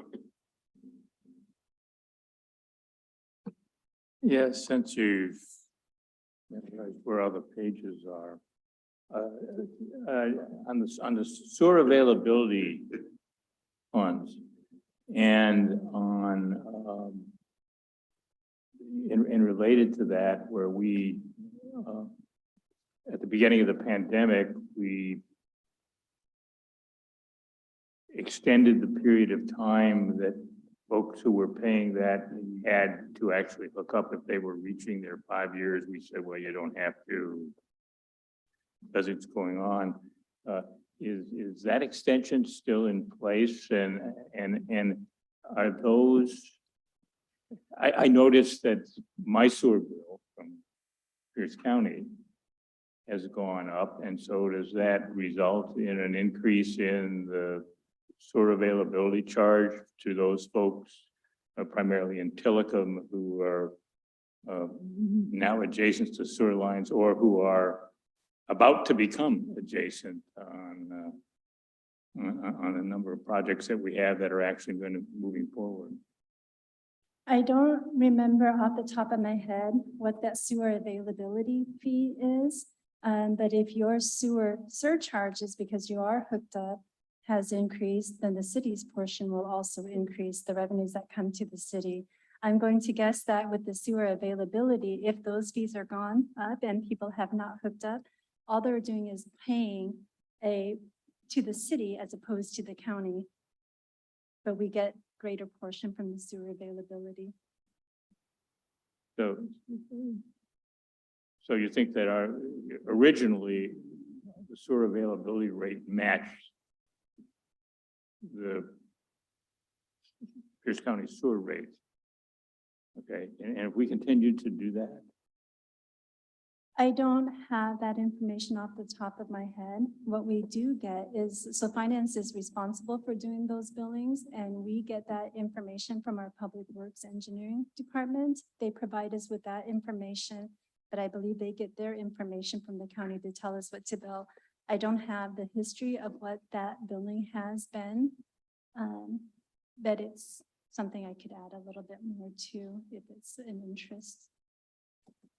Well, we'll have budget presentations. But it does go into the sewer fund to eventually show up in the Oh, sewer yeah. CIP. Oh, yes, yes. I'm sorry. We used to have two different funds, the sewer availability and the Yeah. sewer CIP fund. We merged those all together. So all of the sewer availability and the sewer surcharge is going into the sewer capital account, which is being used for capital projects. Actually, the sewer surcharge goes into a debt service fund for sewer, but it can also be used for capital projects. Right, thank you. Anything else? Any questions? I know it was a brief overview, but much detailed material, so thank you for that. The budget looks good. I know you guys are going through the whole process right now. When do we anticipate getting the first round of? The city manager is going to present his proposed budget to the city council on Monday, October 3rd. And that Got is it. following the RCW and to present on that first Monday. Then we do have study sessions that are scheduled. I can't remember the exact date, if it's October 12th or 13th. Certain departments are set for Yeah, study so similar sessions. process that we had in previous years, though I do believe this is all in person.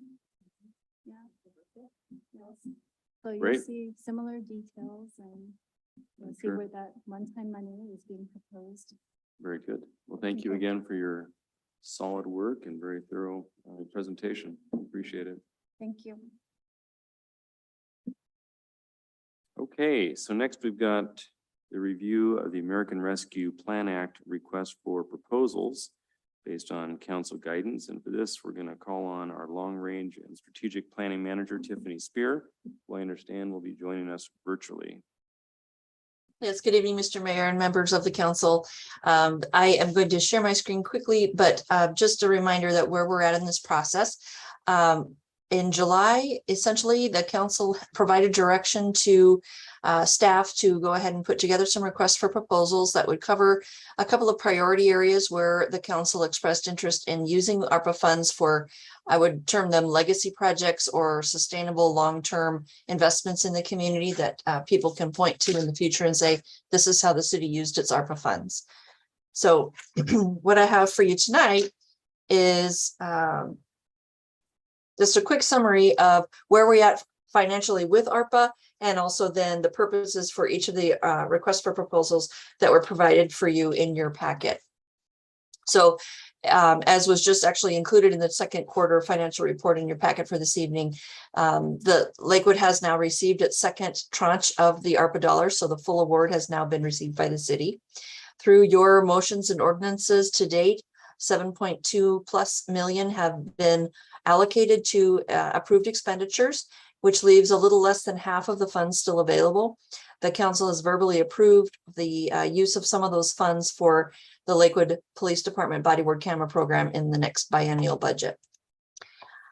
So the three areas where the council's expressed interest in having these RFPs released were for emergency food bank capital costs, emergency shelter capital costs for veterans, and then construction for permanently low-income housing units. What you have here, just in summary, are the purposes for each one of the draft requests for proposal that are included in the packet. First of all, related to emergency food bank, just quickly, looking for the acquisition of property and or capital construction for the expansion of emergency food bank services within the city.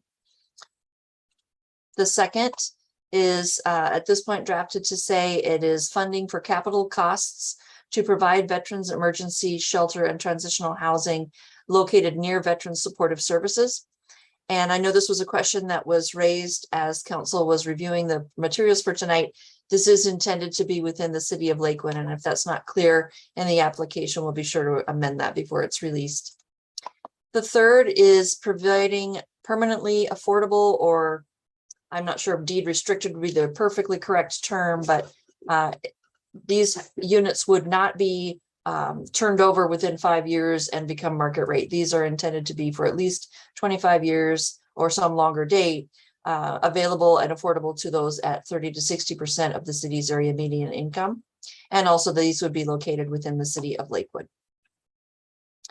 So those are the three that are in front of you, but two questions, and these come out of not only just the discussion in July from the council, but also what was prepared for this evening, was wanting to make sure first that those are the three purposes that the council is wanting the funds to be advertised for. And secondly, making sure I'm understanding that the idea here is that the city council is ready to fully exhaust the remainder of the allocation of funds to Lakewood on these three RFP purposes. So I would turn it back to you, Mr. Mayor, for any discussions about those two questions.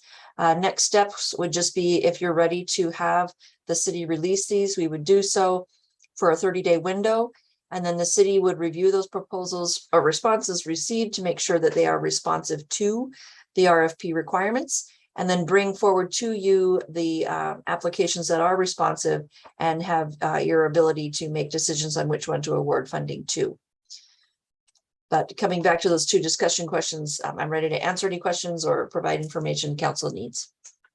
Thank you. And to kick off the questions, we're assuming that the three categories that you reviewed tonight for which these draft RFPs have been presented are categories of capital expenditure that qualify for the ARPA consideration, right?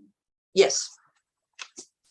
Are there, just out of curiosity, any other sort of capital type projects that would similarly qualify for ARPA funding, such as parks, open spaces, something like that? Just asking. The short answer is yes. But the way these were drafted was in response to the conversation that's been had by council this year on how they wanted to spend the remainder of the funds. Understood. Mr. Branstetter. All right, well, thank you, Ms. Spear, and I guess I'll just speak to your three questions. I think the RFPs are reflective of what we discussed and what we'd like to see.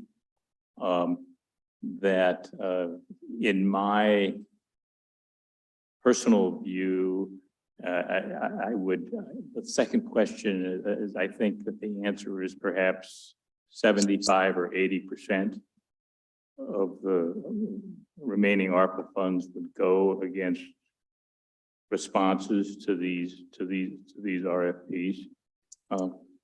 Given that we still have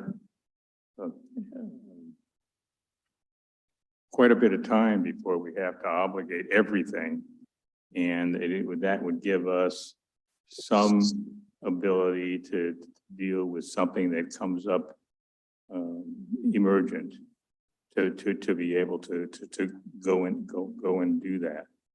And So I think that's how I would respond to the two questions. I had one question within the RFP because particularly within the food bank RFP, there was a provision that an applicant had to be a 501c3.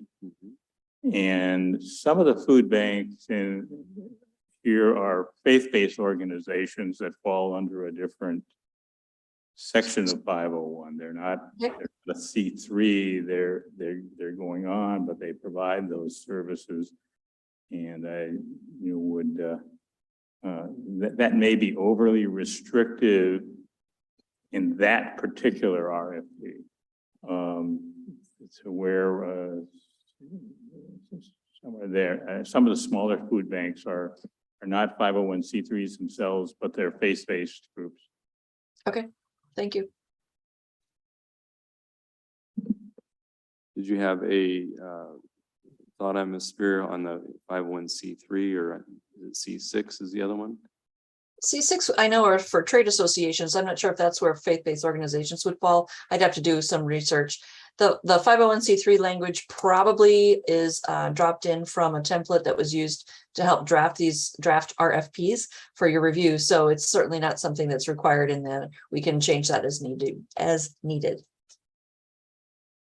Okay, Ms. Farmer, you had a And question? I'm not remembering now which RFP I read it in, but one of them gave the opportunity to have a different applicant, 501c3 be the funnel or be the applicant. I'm not going to use the right language there, but there was a way. I don't remember where it was. Ms. Spear, a quick question on the RFP for the veterans oriented emergency shelter. Are you aware, just anecdotally, of such a facility in another jurisdiction that I could get my head wrapped around and say, oh yeah, that's what we're talking about? Are you aware of any similar type? I'm more aware of where veterans services other than housing is provided. For instance, of course, the Lacey Center, where all types of different services are located within one building. If I am remembering the council's conversation earlier this spring about this idea, it was to work with partners, multiple probably, to create a housing or emergency shelter option that could be open for veterans. And there is the ability to limit the type of people who can come into a shelter and then just have it located near services. So whether it's mental health or other assistance that they may need, that the shelter would be nearby that. In terms of anywhere in this area, an actual veterans emergency shelter location already open, I can't give you that answer right now, but I can certainly do some research. Got it. And just thinking out loud, thinking back to our point in time CAT information, I just don't recall off the top of my head the gravamen of the scope of the issue with regard to homeless veterans in Lakewood that need shelter. You know, I'm obviously have an affinity for veterans for sure, but I'm just thinking about on which ears or which plate this RFP might land, but I guess we'll see. Any other questions before final comments, Mr. Boki and then Ms. Farmer? Yeah, real quickly back to Ms. Spear's questions. I do think, given the direction that we talked about, the staff did a good job with that. I don't know about exhausting all the funds or not, but I would dovetail on to the mayor's remarks. It seems like on the food side, there's some definitive plans that we could tie into. I also think on the homelessness side, there's a definitive plan. I think we're a little bit farther out on the veterans one, because I think the veterans one came from this council. Yes. So, I mean, is that your feeling, Ms. Spear? Yes, what we have in terms of just the reactions to earlier calls for application for ARPA funding, here in the city, we received multiple applications already for supportive food banks, and we also received a request for funding for developing affordable housing, low-income housing, meaning 30 to 60% AMI. And so I anticipate that once these RFPs are released, those two are going to be answered pretty quickly. And it will be, if not only, but include organizations that the city is well familiar with. The veterans one is different. As you say, Councilmember Boki, this was something that, as far as I'm aware, was raised organically here at the city of Lakewood, and I'm not aware of other Washington state cities in any event coming up with a veterans housing structure construction as part of what they do with their funds. What I have done is, just as an initial question, reached out to my peers in various jurisdictions here in Pierce County that work with not only housing and emergency housing, but veteran services, to see if there are organizations that may be interested in applying to such an RFP. And what we may have to do is, first of all, gather those. I did receive about 4 or 5 names today, but we may need to give a little more time for them to respond to this, since it's not something they've thought about potentially yet. So it'll take them a little more time on their side to get ducks in a row. Not to say it's not something that could be done, but I just anticipate the other 2 RFPs will be answered more quickly and more fully than the one for a veterans shelter. And even if we get RFPs back, it doesn't mean we have to accept anyone. True. Right? Yeah. Just the information back and then we can consider it. Right. I think the veterans one germinated from here. It did. And so there's really no sense of, I don't have it as to what we're really looking for. So I would be careful going through with an RFP. Sometimes nowadays, especially with ARPA, so much ARPA money flying around, money creates ideas. This is one of the things I'm finding in my day job. People are really good at coming up with ideas if you're offering them money. So I think for now, I would say we should, until we can come up with a more definitive plan on the veterans homeless one, because I think there will be money available and there's a lot of interest. I think in the there's legislative interest.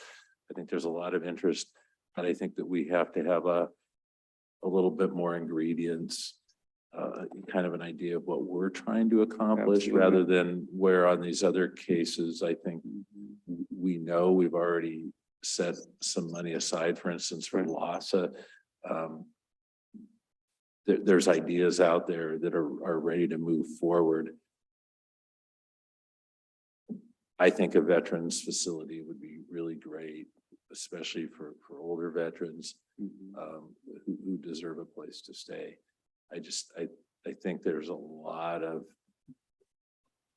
lot of people that need to be in the room when that moves forward, so that we can move forward successfully, rather than just say, here, we've got money, can you help us? I mean, we can do that, but that's just my opinion. Thank you, Mr. Mayor. You know, and on the heels of the discussion we had at the first item about potentially doing something significant and generational, you know, in the town center, or perhaps in conjunction with the library, open space that would really be catalyst creating. We may want to look at using these funds for something different. Ms. Bell, you had something? Or no? Okay. Yep. Yep. Deputy Mayor Moss. Just a thought, thank you, Mr. Mayor. Just a thought, if we know in advance when these homes are being turned into adult family homes, is it possible that we could kind of massage it to where we can get something for our veterans and something like that? Just a thought. Because they're springing up. It certainly, to my understanding, doesn't preclude a licensed adult family home operator from a focused clientele. But you know, it's certainly an open issue. Mr. Branstad. Yes, and the Deputy Mayor's question, we actually have at least 2 that I know of, adult family homes that exclusively serve veterans, okay? And that's one of their entry criteria that goes on to be able to go and do that. And part of that is a desire to do that. And part of that is that there is a revenue stream other than Medicaid that also helps veterans in that particular situation. I think the RFP for veterans is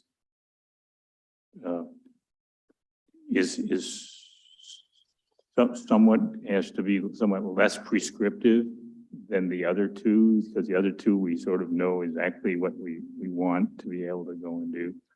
But, over the past dozen years, the idea of a residential site for homeless veterans from which they could launch themselves into other services has come up again and again. I mean, there was an initiative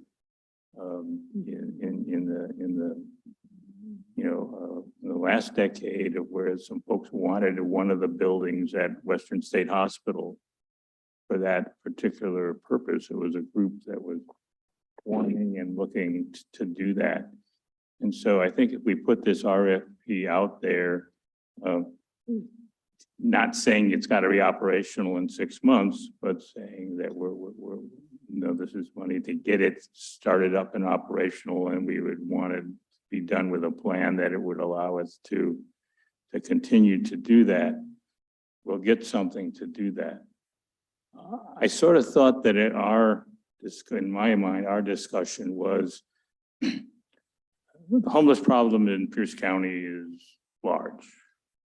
But that there are regional efforts going on to try to deal with it, but that coming up and getting an actual facility that was focused on veterans was a good niche that fit with Lakewood, with our vision and our relationship to not just to JBLM and that, but our concern for military folks and families and veterans and the sense of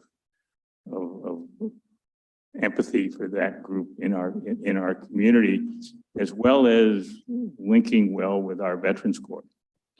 So I agree with Ms. Spear that it will take a while to really get a real viable proposal that comes to us, because we're asking for someone to create something new, not just fund operationally something that exists. Agreed. So, at a minimum, we can collectively or give consensus to Ms. Spear that yes, these are responsive, and yes, at least at present, let's go forward with these 3 RFPs and see what happens. And we can always decide, if we don't get an adequate response, to adjust fire on that and do something different perhaps. Will do. Thank you. Yeah, I think that is her second question, is whether or not we want to hold some in reserve. In other words, do we want to do 80% of the balance, 75%? What's your pleasure? Mr. Mayor, if you don't mind, if I could just add one more comment to this part. Absolutely. I think it was mentioned in the second quarter financials that to date, almost $10,000 in interest has accumulated in the held ARPA dollars so far. And those can be used for additional different ARPA projects or used for other purposes by the city. It's allowed either way, but that money is there. And in addition, as time goes by, we're going to see that some of the projects maybe don't actually exhaust all of their funds, and or the financial set aside for the administrative costs for each one of the projects may not fully exhaust that line of revenue as well. So it's not to be really discussed in detail yet. We don't have all the details, but just know that over time, whether it's once a year or some other periodic schedule, we'll be coming to the council with, hey, this much money wasn't spent on project X, so you now have this available for something else. You can use it on a different or add it to an existing ARPA project. So whether that is added to your 20% you're wanting to set aside here or 25%, just wanted to let you know that's going to be happening as well. I appreciate that. Thank you very much. Did we answer your question on the amount we want to perhaps reserve for purposes of the RFP process? I heard 75 and I heard 80%. I don't know if anyone has any other feelings one way or the other. Mr. Boki, Mr. Percentage Boki? We have 6.5 million left. Yeah, And roughly. How much have we promised to the police already? I don't know the exact number, but it's roughly equivalent ×2 of the costs that happened in 2022 for administering the body camera program. So I'm sorry, I don't have that number for you. I think it's roughly 250,000, like 125 a year. Mhm.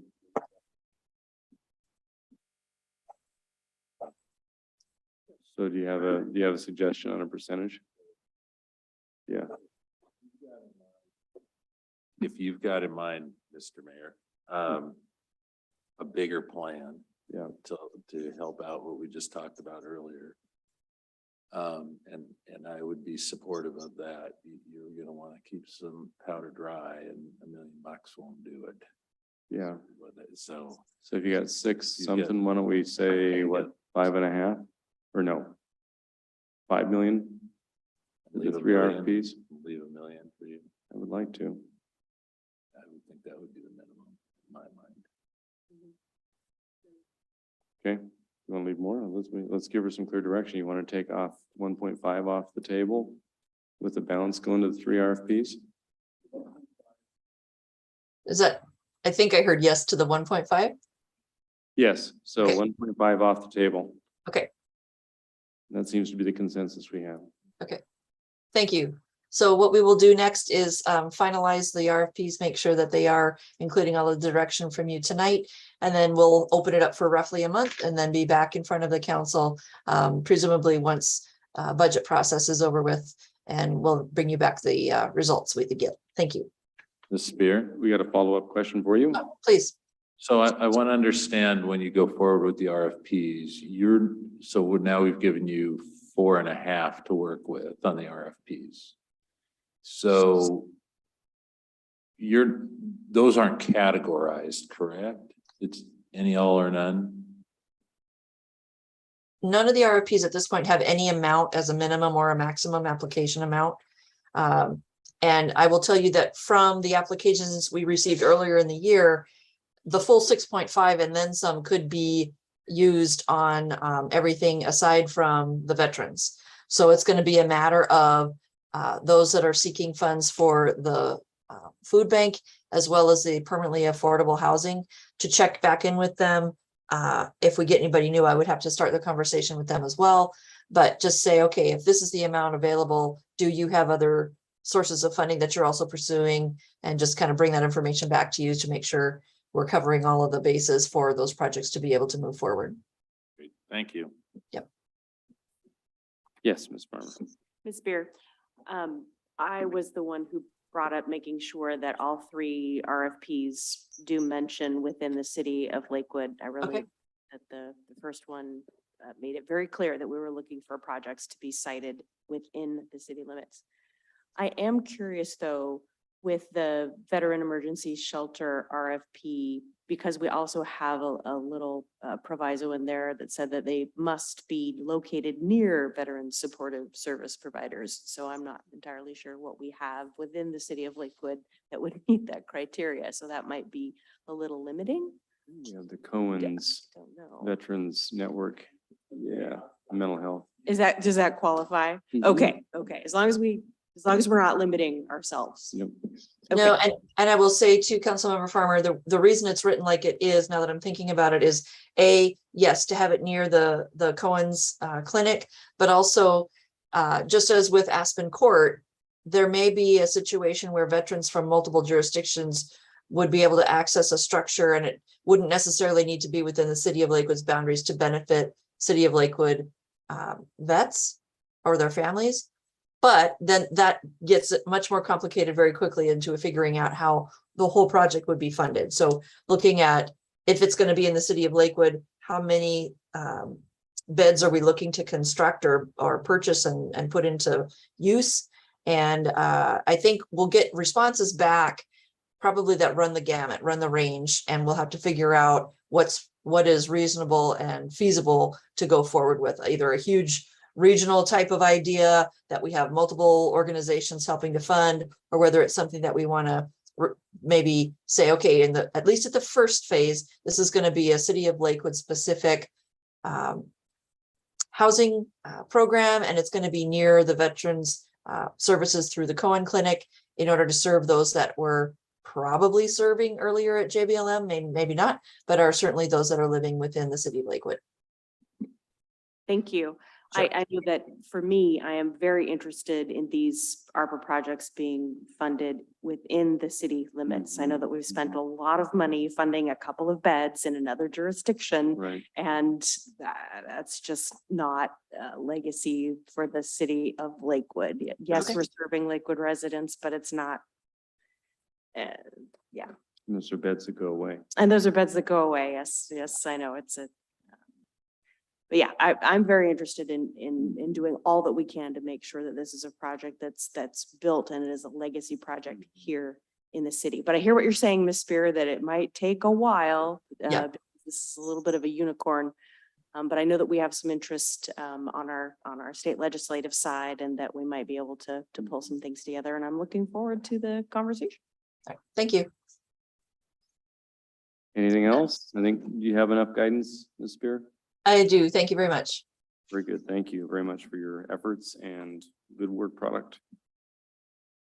And I'm sure we'll have conversations down the road about the remaining ARPA funds, but I think my expressed interest is somewhat clear that we've been talking about an urban park for 10 years. And it's time we look at cobbling together the resources to make it happen, in my humble opinion. This is part of the puzzle. Okay, next we go to review of the Lakewood housing needs by income. And again, for this, we have our long range and strategic planning manager, Ms. Spear.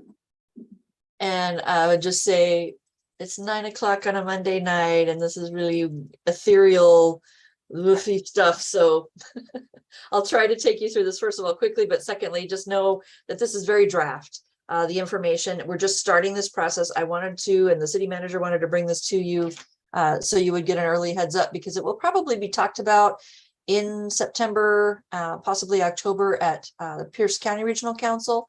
And then moving forward, this will certainly be talked about next year as we're into our 2024 full comprehensive plan amendment.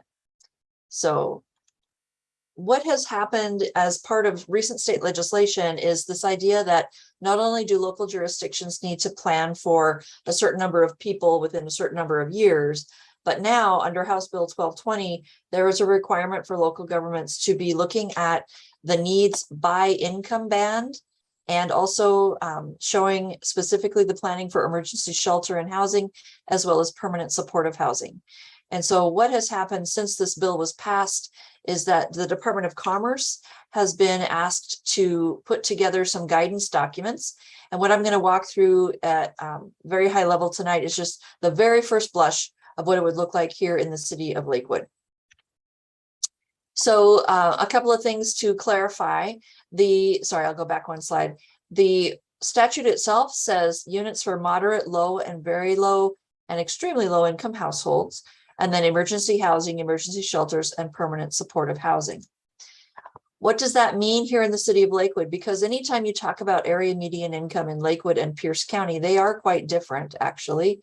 All of this statutory requirement and the commerce guidance that will be coming out is AMI, or area median income, at the county level. So as you see here in what's highlighted, the Pierce County 2020 AMI was 76,438. City of Lakewood's was 55,700, which is about 75, a little less than 75% of that. So as we're planning for these types of housing units and trying to anticipate what will be coming to the city or being preserved in the city, just remember that the AMIs referred in this whole process is at the county AMI level. But you see the various definitions for the types of AMI, and then down here I just included the income limits as of 2022. So your median income is there based on the number of people in your household. But you see extremely low, very low, that should say, and then 80% is low income, the various amounts that those ranges are depending on the number of people. You also have definitions explaining what permanent supportive housing is, what emergency and what emergency shelters are. But getting to what Commerce is providing, first of all, we have a draft right now. January, we expect to get the final version of this guidance. And what will happen is similar to the growth target process that just wrapped up. It will be, there's this much housing at these various income bands for the county overall. And how do we translate that down to a city by city share? The way it's been talked about right now is those numbers will come out from the county-wide level, how many new units at the various income bands, how much permanent supportive housing, and how much emergency housing are needed countywide. And then the allocation would be the same percentage here as Lakewood's share is of the full 2044 growth process that just finished. So as you see in blue, Lakewood has 6.91% of the total amount of growth that Pierce County is supposed to be planning for by 2044.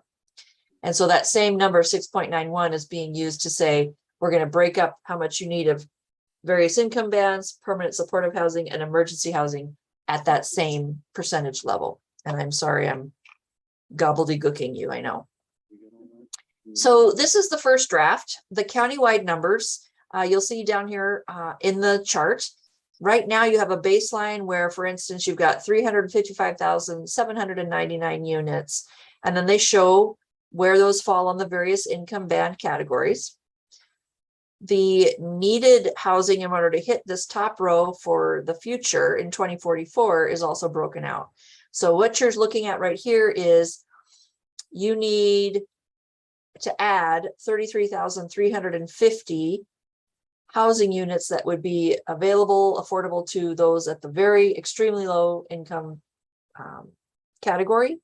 This would be the 21,945 is for those with the 30 to 50% economic status. And on you go up until I think the final category is above 120% of the area median income. There's also numbers for emergency housing needs. When you jump to Lakewood specific numbers, just really quickly, the population and employment growth targets that just got wrapped up and finalized, about 23,000 people to plan for between now and 2044 coming to the city, which translates into about 9,700 housing units. When you look at that down here in the Lakewood information, I'll show you this in a little more visible way in a moment. The growth is 9,700, and yes, there's a discrepancy between 14 and 34. I don't know why, it's a draft. 1,747 of those would be non-permanent supportive housing. 558 would be permanent supportive housing at that bottom income level. And then you see the numbers for the other income bands as well. And then the emergency housing units identified for Lakewood is 351. So to show this in a slightly more graphical way, Pierce County numbers again, the difference in the current share breakout between 2020 and 2044, the county overall needs a 4% increase in the amount of units that it has available to those at the 0 to 30% income. Conversely, at the 50 to 80% income, it needs out of the whole mix about 5% less targeted at the 50 to 80% area median income. And then actually there shows greater than 120% median income, a 2% need or increase needed. City of Lakewood, a 5.6 increase in those at the lowest area median income band, a reduction by 7.4% of those available at the 50 to 80%, and a 4.5 increase in those available for those at the 120% plus area median income.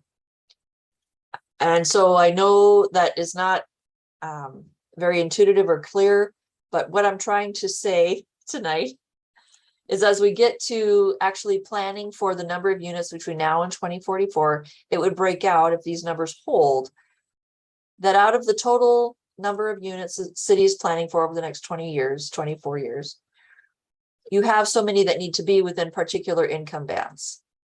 And as the city does this over time, of course, this is going to mean In some respects, partnerships with service organizations, nonprofit housing developers, state, local, federal funding for not only the construction of these units, but also the support of those who live in them over time.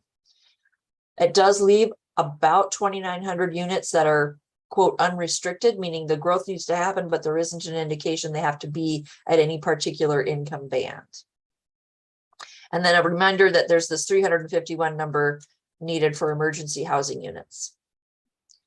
So sorry to throw that at you at 9 o'clock at night, but the idea here is that between now and the 2024 periodic review process being finished, the city is not only going to be talking about we need this many people and jobs planned for by 2044, it's also going to be talking, we need to plan about this many houses available to those at an extremely low income, at a low income, at a moderate income, and then those above area median income.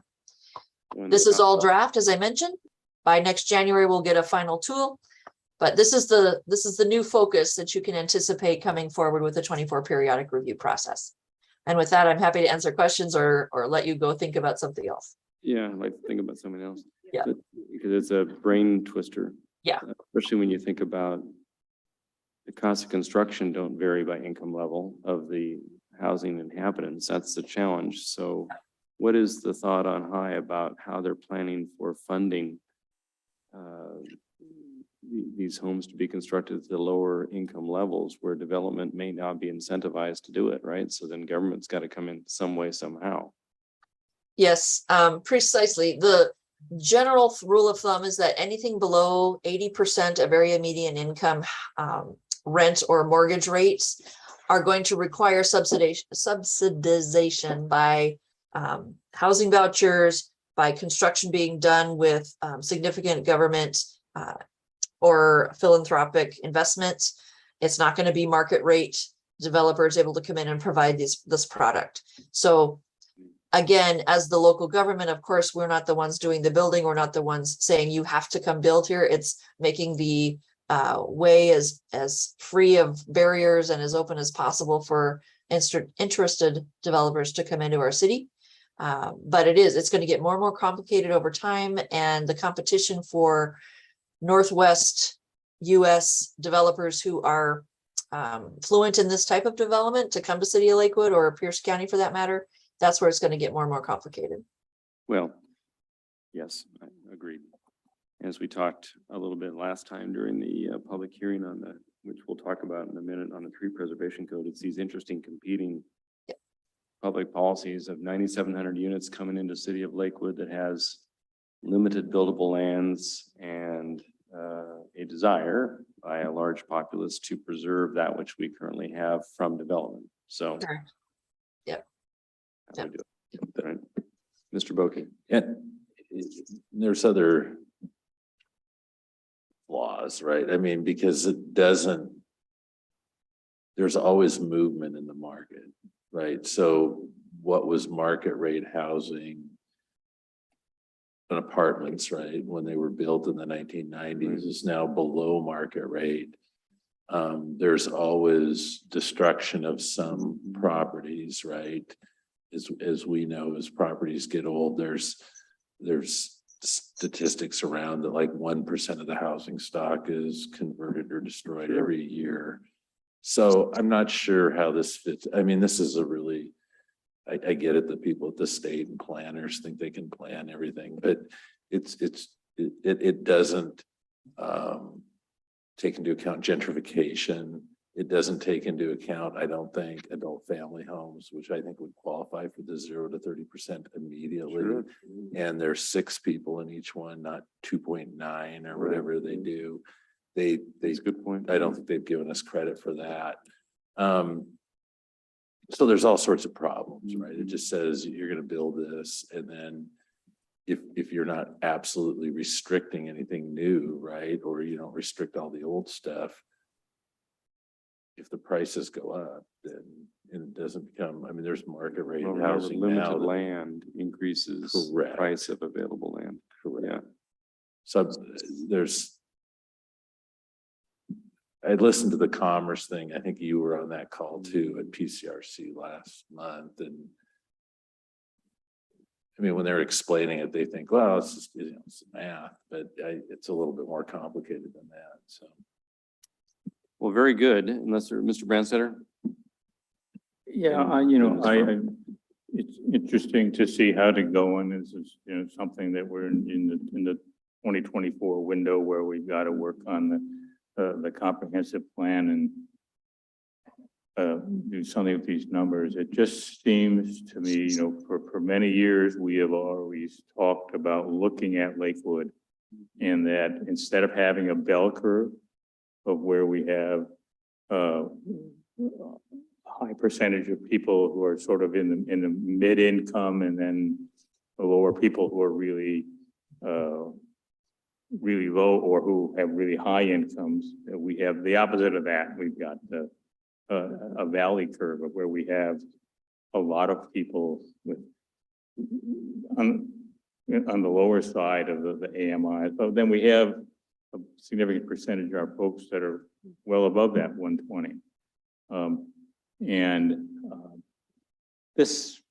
They're asking us to plan as if our economic development strategy is going to fail. Because our economic development strategy has been bring more well-paying jobs in here so that the people on the low end will get those jobs and they'll move further up on that. And this seems to be based on the assumption that if you're poor now, you're going to stay poor forever. And then that's not been our economic development strategy or vision to be able to go and do that.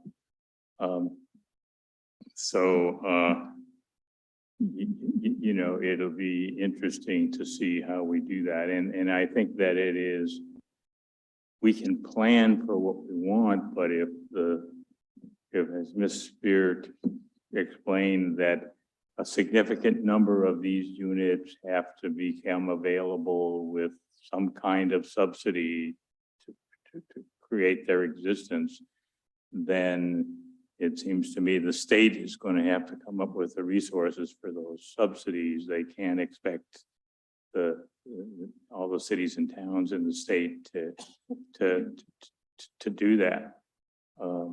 And I think Mr. Pokey's point is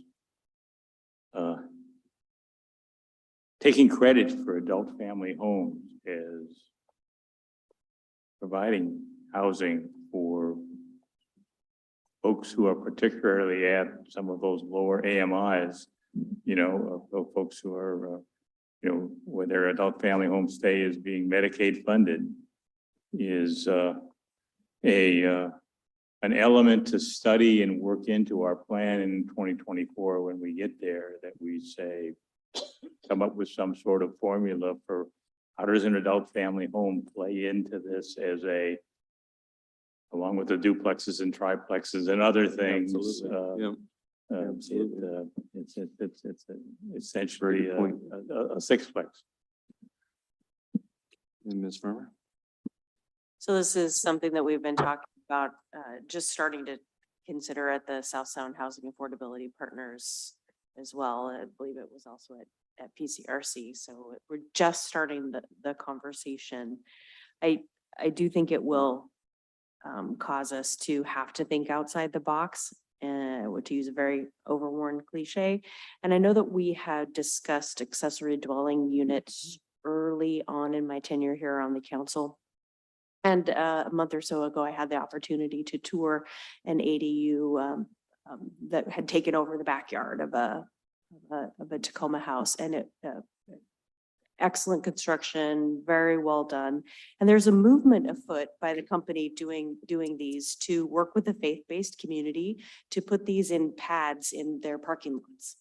And so they're working on an initiative to get, if every church in the Pierce County region, built one of these things in a parking lot, we would suddenly have a whole bunch more units, as long as they were willing to, do that sort of thing. So it's an interesting concept. Right.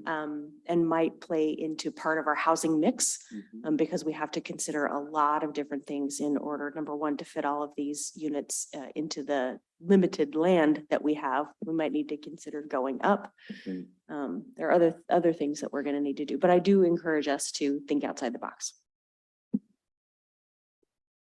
Thank you. Any further questions of Ms. Spear? Just a comment on that. ADUs are a fantastic tool, I think. The concept that Tacoma may be noodling over about placing them in church parking lots is an interesting one. But I think it would require either a comp plan or zoning amendment because those are differently zoned than the current code in Lakewood where they can be in any residential zone. Typically, churches are not zoned residential. They're institutional or whatever the proper zoning is, but it's a great thought. Well, thank you, Ms. Spear, unless you have anything else for the good of the order. No, thank you very much. Appreciate it. Did it? Yep, good work. Okay, next, ladies and gentlemen, we are gonna go to the review of the tree preservation code update. It's 9:20. Here's my thought. I'd like to limit this conversation to 30 minutes to get us out of here by 10, giving the city manager time for his city manager comments. The reason being is I believe we have another study session that is reserved for this topic, which may end up being either a special meeting or another study session where we can actually gnash our teeth a little bit over the 9 or 11 specific areas of recommendation differences, right? The typical areas. So, Mr. Buer, the floor is yours on this topic, being mindful that I'd like to be done by 10. Understand. I will start off by saying that Chair Don Daniels was supposed to be here to give a presentation to the City Council regarding some feedback that he had regarding the public hearing comments from the last meeting. He's not here. However, those comments have been incorporated into the city manager's bulletin. Great. So I would encourage the council members to read that. And there are about 8 points that he had.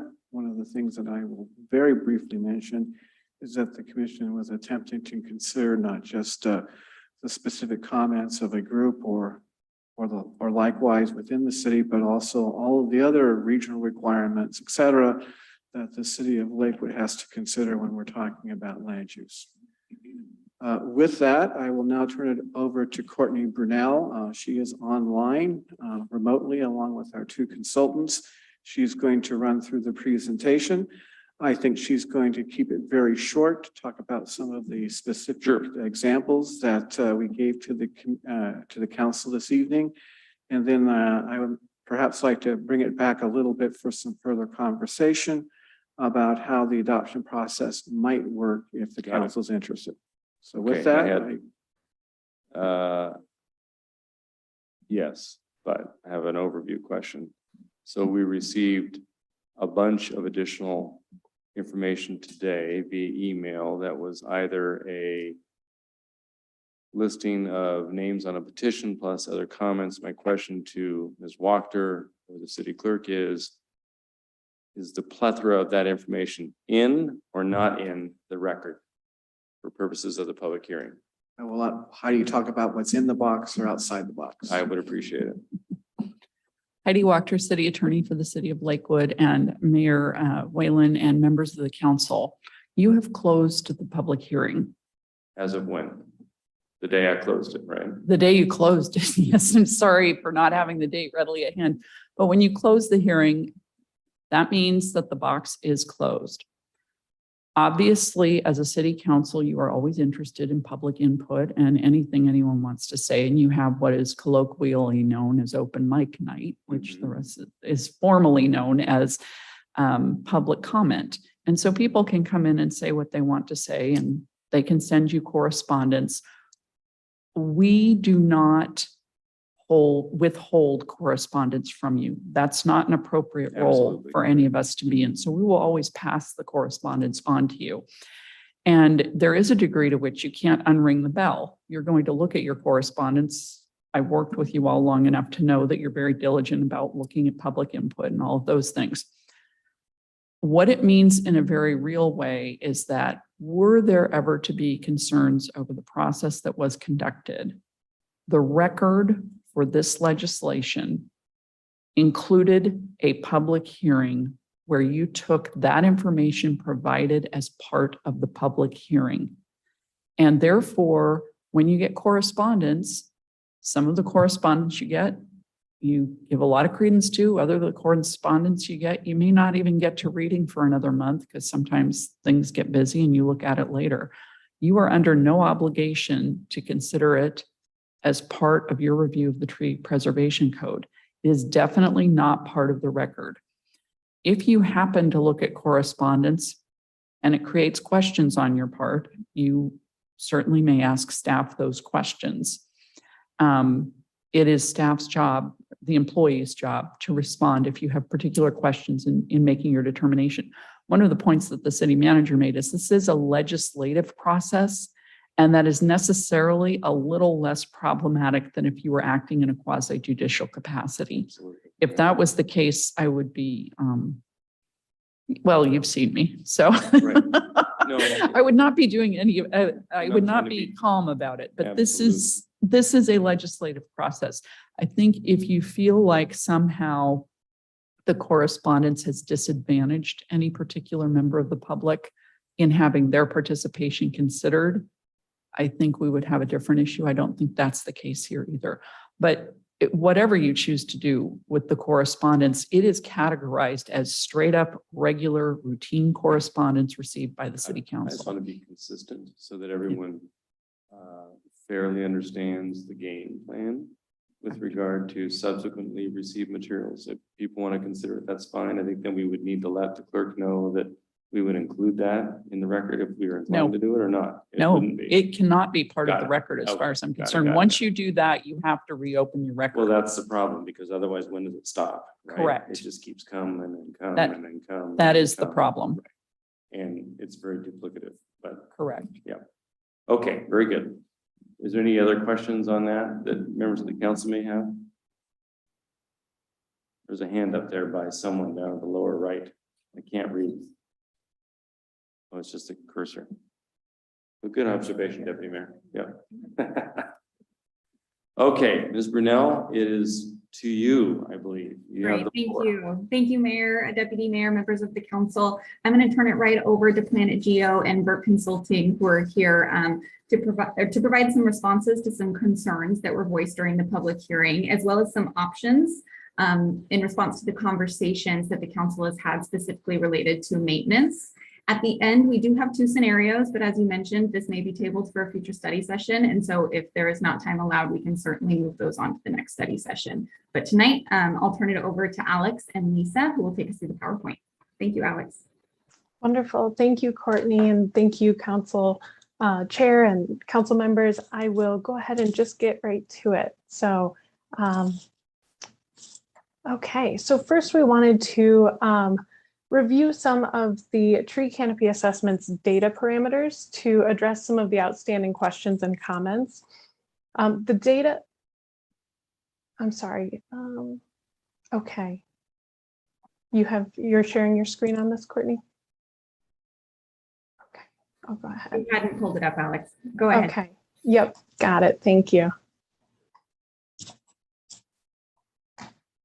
Okay, and you can see that? Okay, very good. Okay, so first talking about the data parameters for the tree canopy assessment to address some of the questions that came up.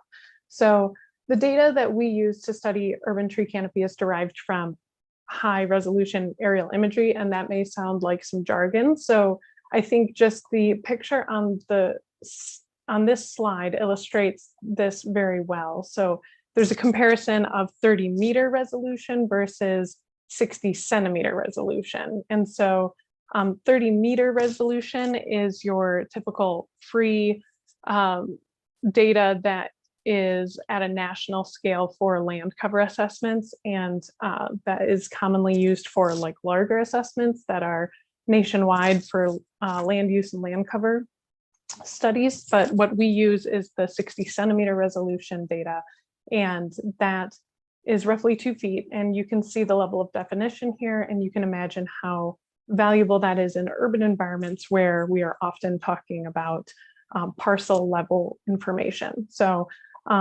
The tree canopy is measured when it reaches the height of 12 to 15 feet, which may have been one of the questions that came up.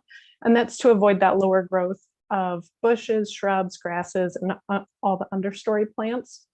All the data is gathered during leaf on months, and that for the state of Washington, we have an accuracy of 98.3%. All of this data is then aggregated by select geographies. So for Lakewood, we looked citywide, by zoning districts, census block groups, and so on. So I'm happy to answer any more technical questions about the data if there are any. Otherwise, I can keep going to more content. Let me just ask a clarifying question for me, and maybe it helps others. So the resolution that we're really looking at for purposes of establishing the tree canopy goal, whether it's 30% or 40%, would be based on a 60 centimeter resolution. Is that right? That's correct. Okay.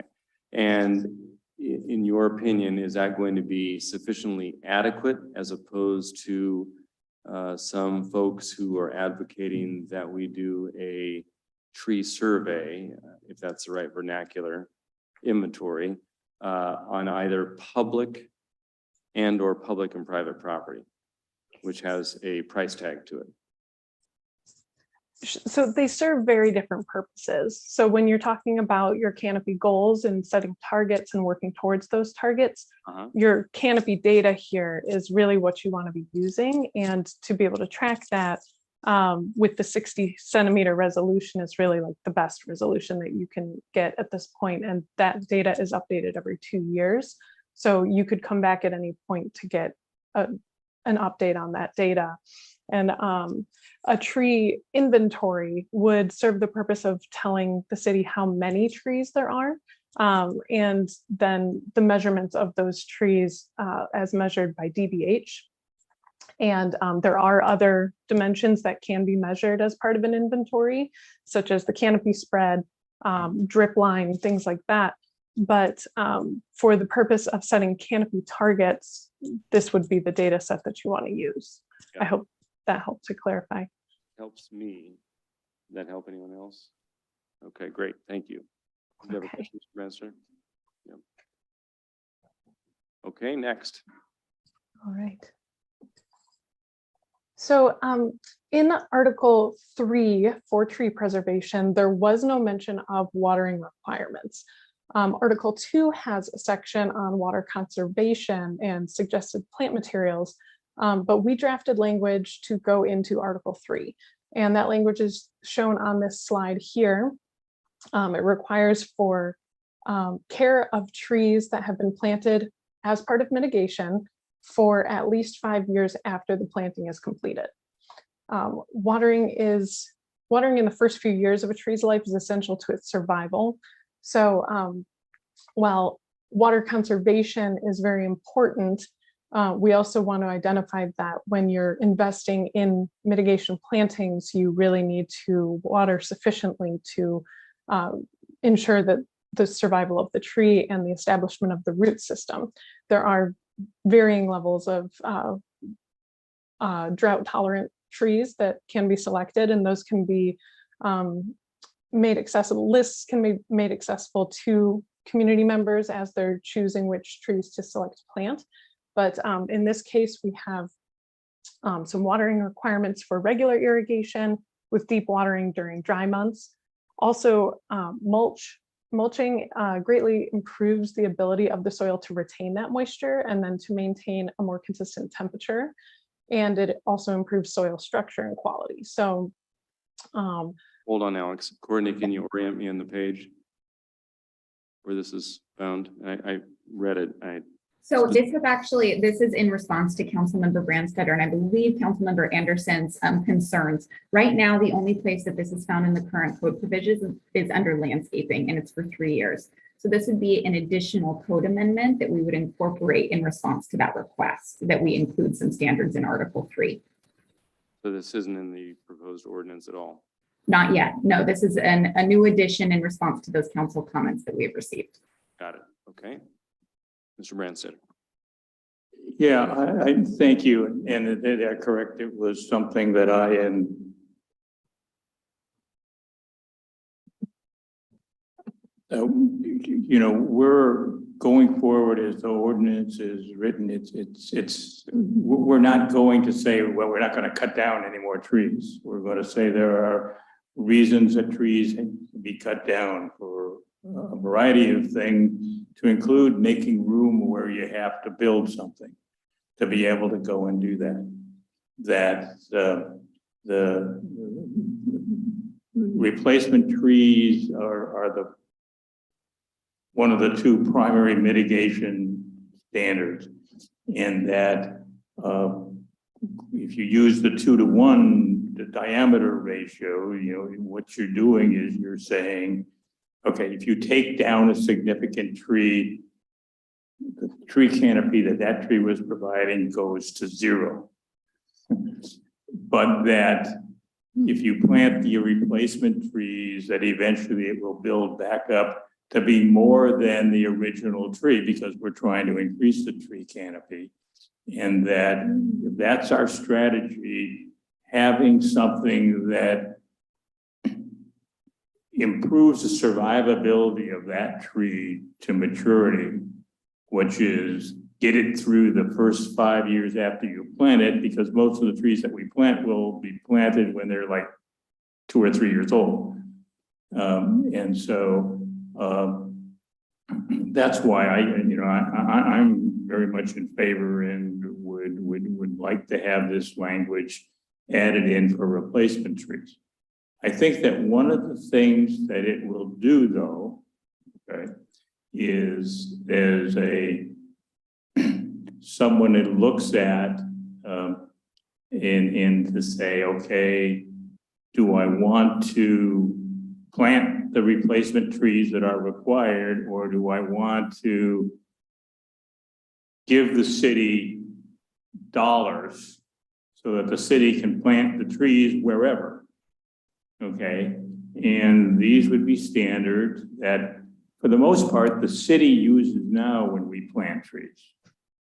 Okay, but that I think it'll result in more of the tree planting coming to the city to do that. But if we implement an urban forestry program well, we'll be good stewards of those new replacement trees that we put in the ground. Okay, and it'll have the desired effect over the 20 years that mitigation is meant to be impactful.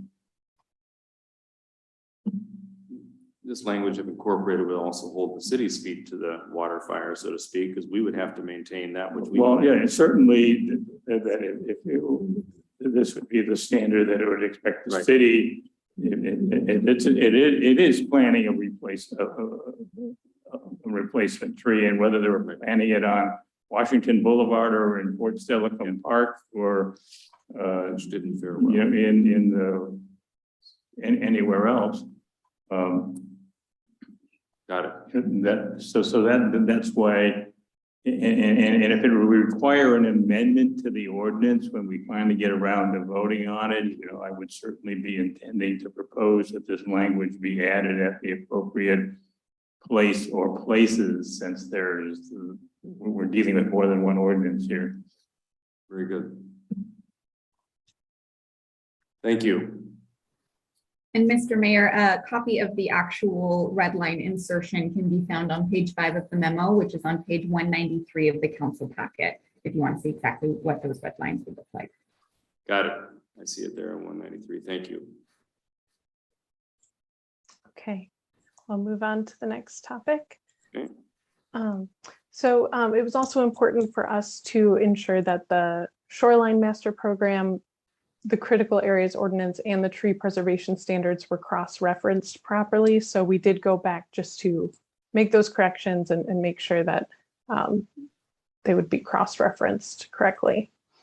One thing that came up a couple of times during the public hearing was concern regarding the shoreline master program and riparian areas. And so what we've done by doing this cross-referencing is ensure that folks being able to look at the code will know that there are other codes that they may need to reference if they fall into one of those areas. Okay, and A definition for malicious cutting was added to the definition section in Article 3. So as a proposed amendment. So in legal terms, malicious intent generally just means that a person acts willfully or intentionally to cause harm without legal justification. So based on this and precedents from the state of Washington and state of Massachusetts, the definition included here states that malicious cutting occurs when a person willfully and without permit removes a significant or heritage tree or otherwise injures, cuts, or tops a significant or heritage tree to the extent that the tree survival is compromised.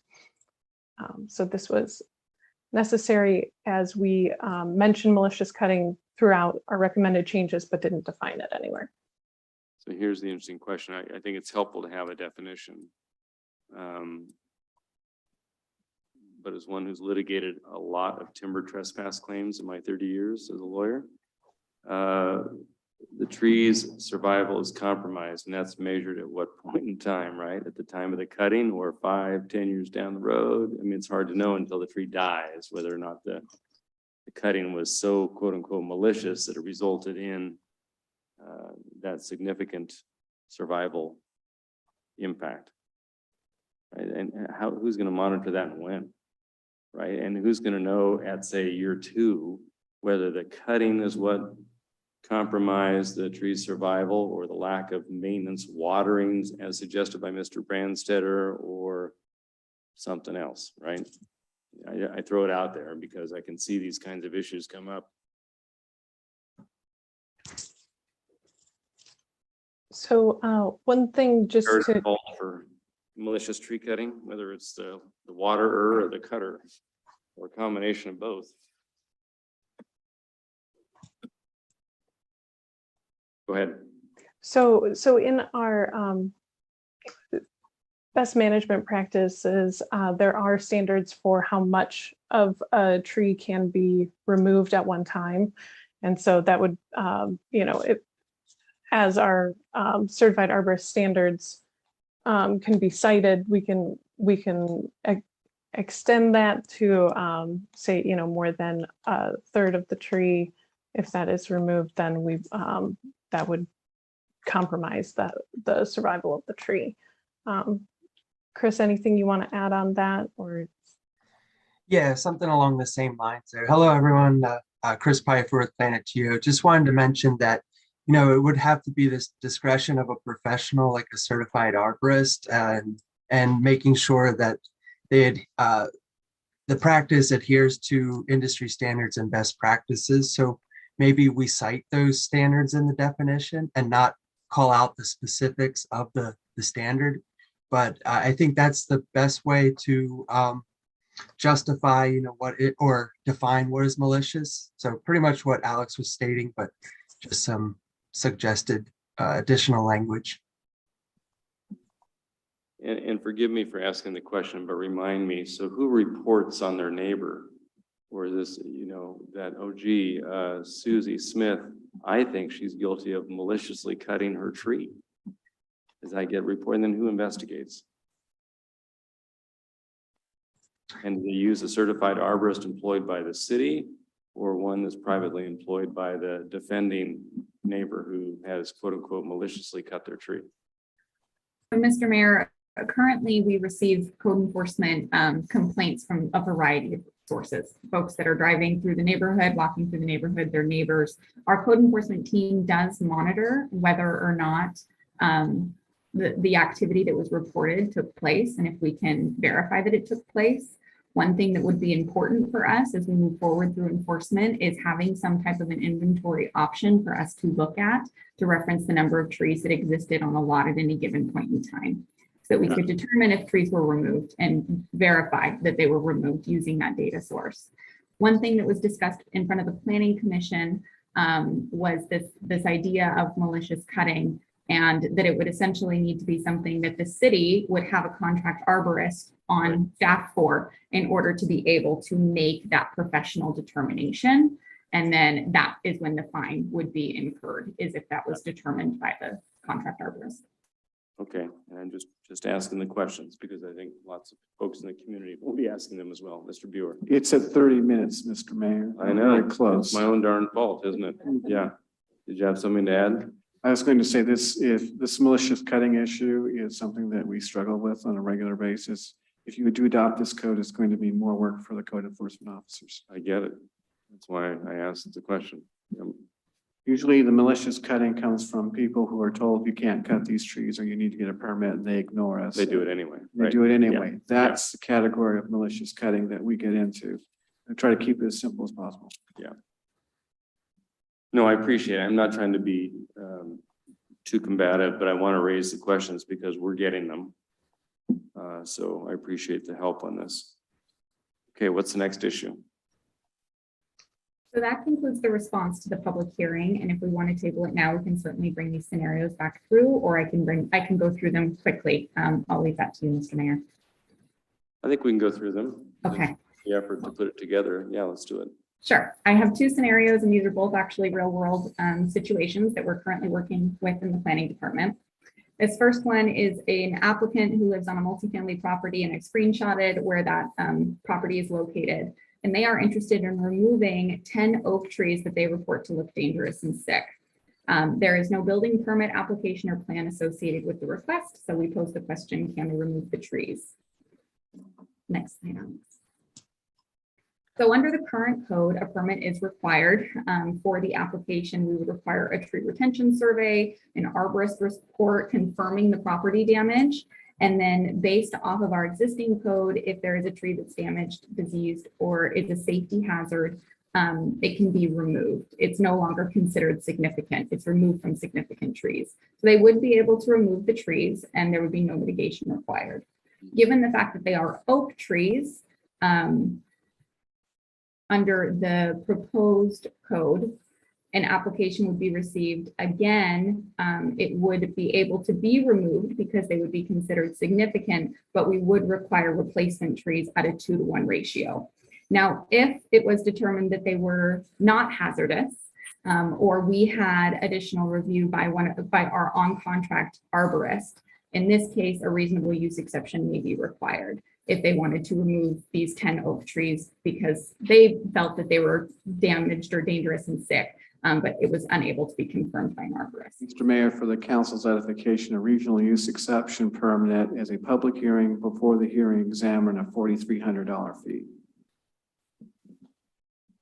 Got it. And just those top of mind, the proposed recommendations from the two organizations, the subcommittee and the planning commission, with regard to the definition of a significant hairy oak is between a 3-inch diameter breast height versus 6, is that right? 4-inch. So currently it is 6 inches, and the recommendation is that that be reduced to 4 inches. 6 inches by the subcommittee?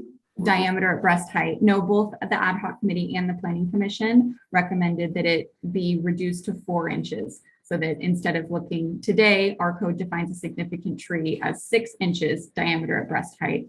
And the planning commission and ad hoc committee recommended that we adopt a definition of 4 inches diameter at breast height. Is that just for Gary Oaks? Or is that Just for Gary Oaks. Just for Gary Oaks, yeah. Okay.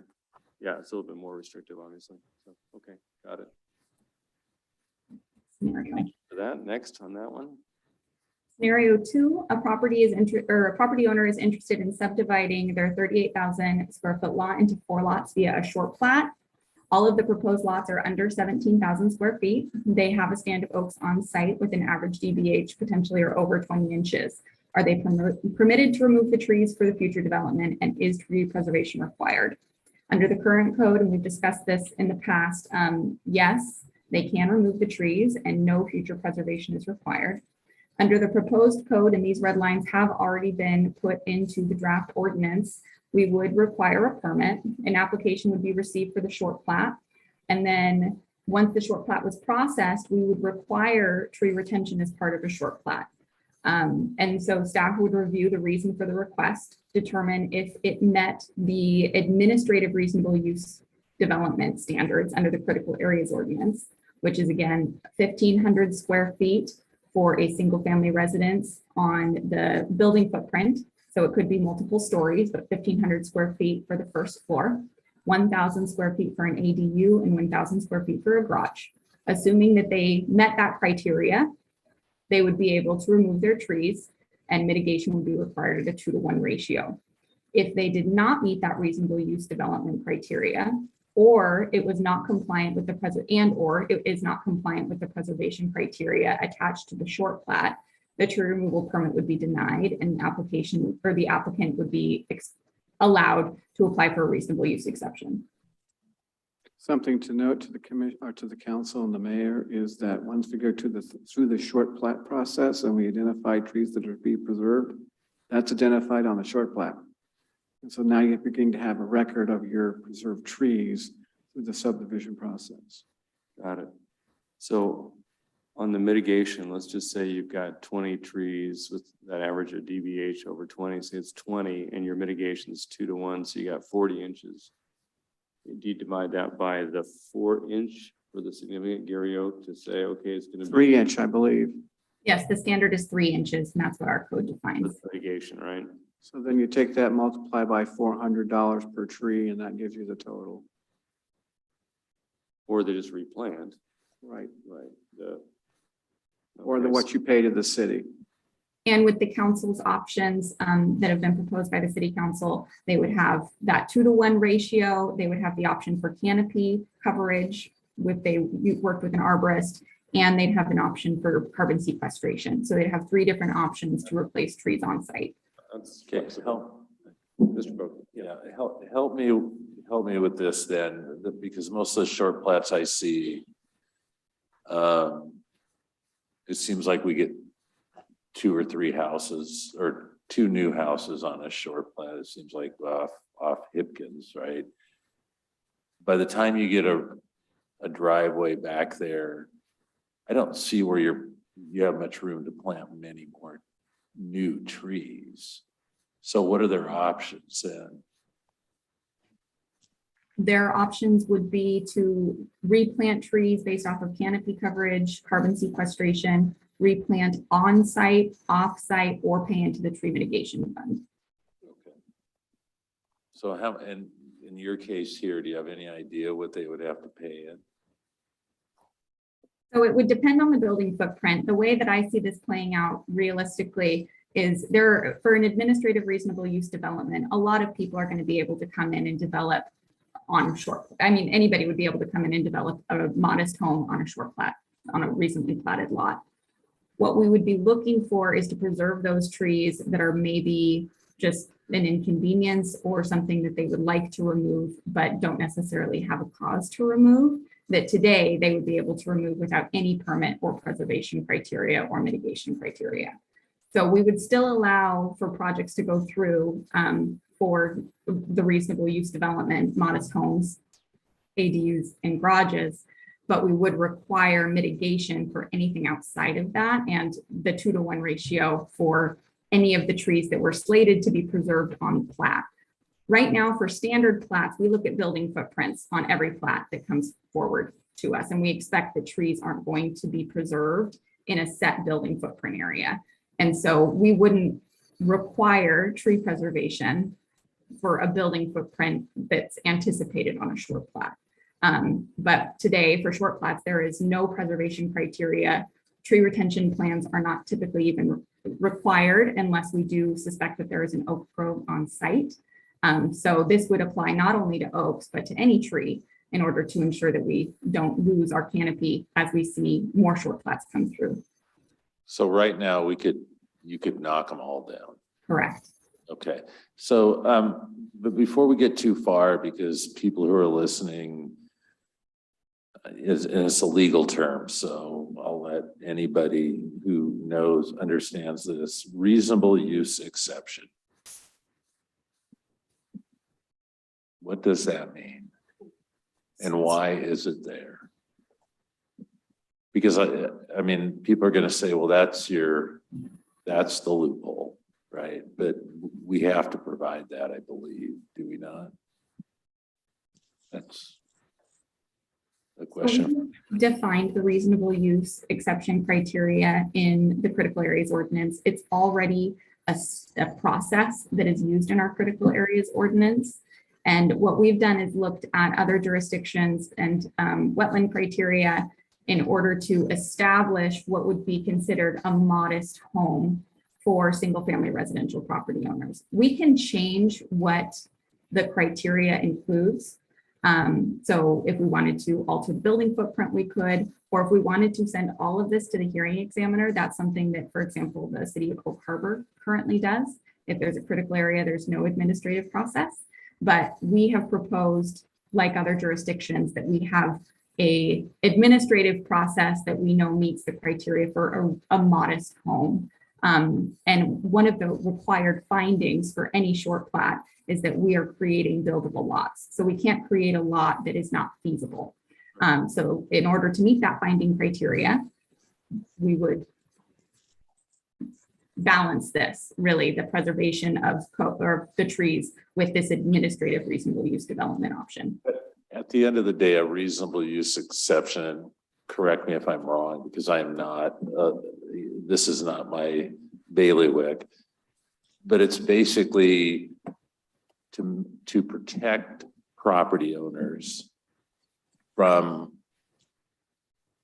just being regulated out of existence, essentially. Like, well, we don't want people to build on those lots, so we'll just create standards that you have to keep every tree, and you have to do this, and you have to do this. And so you can still build on it, but the lean-to can't be more than 100 square feet, and that kind of thing, correct? Is that the real reason why we have a reasonable use standard? Yes. You can answer that question, Courtney, or do I?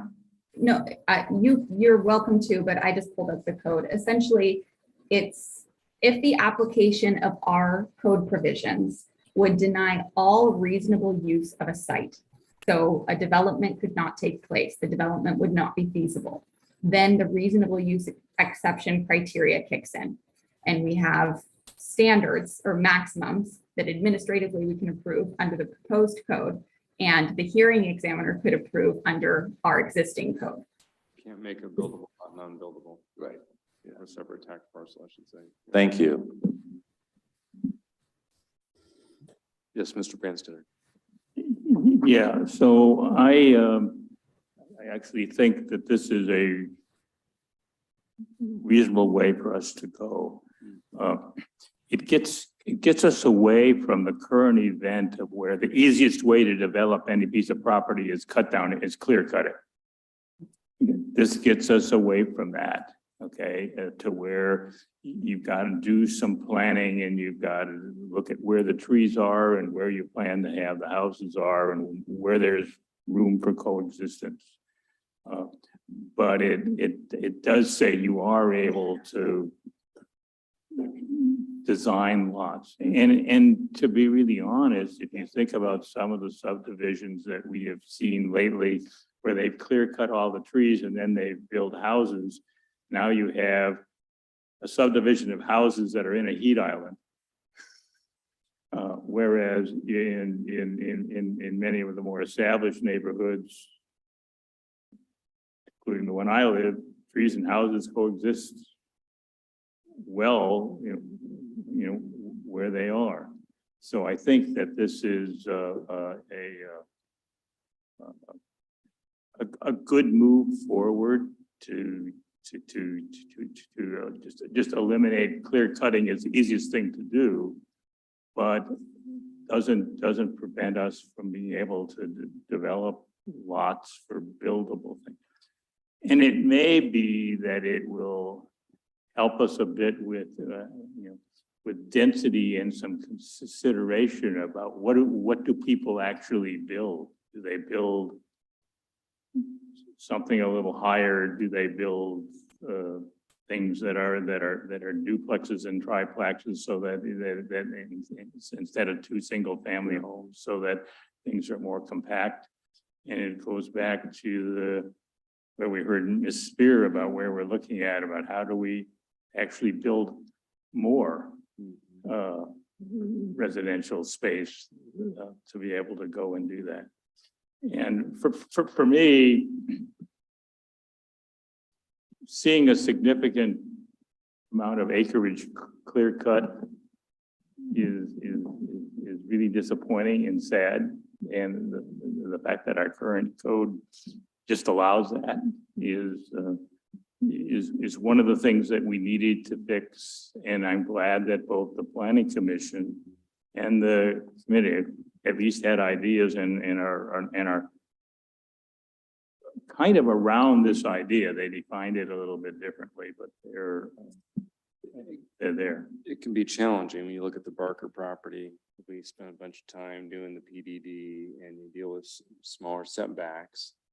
Really difficult to preserve some of these trees when you're trying to develop in an area like that, even in a PDD, which reduced the density, when you got to put in all that infrastructure. But there was a significant amount of trees required with that project, Mr. Mayor. New trees. New trees, New not trees. existing, which is what Mr. There were some that were saved, yes, on the perimeter. on the perimeter. Yeah. So this leads to, and I'm running afoul of my own sort of timeline, but Ms. Brunel, there was a comment made by James Guerrero, former planning commission gentleman, architect, and he had a comment specific to Oaks with regard to this issue and questioned the proposed code insofar as it required building envelopes to not be so close within X feet of the drip line.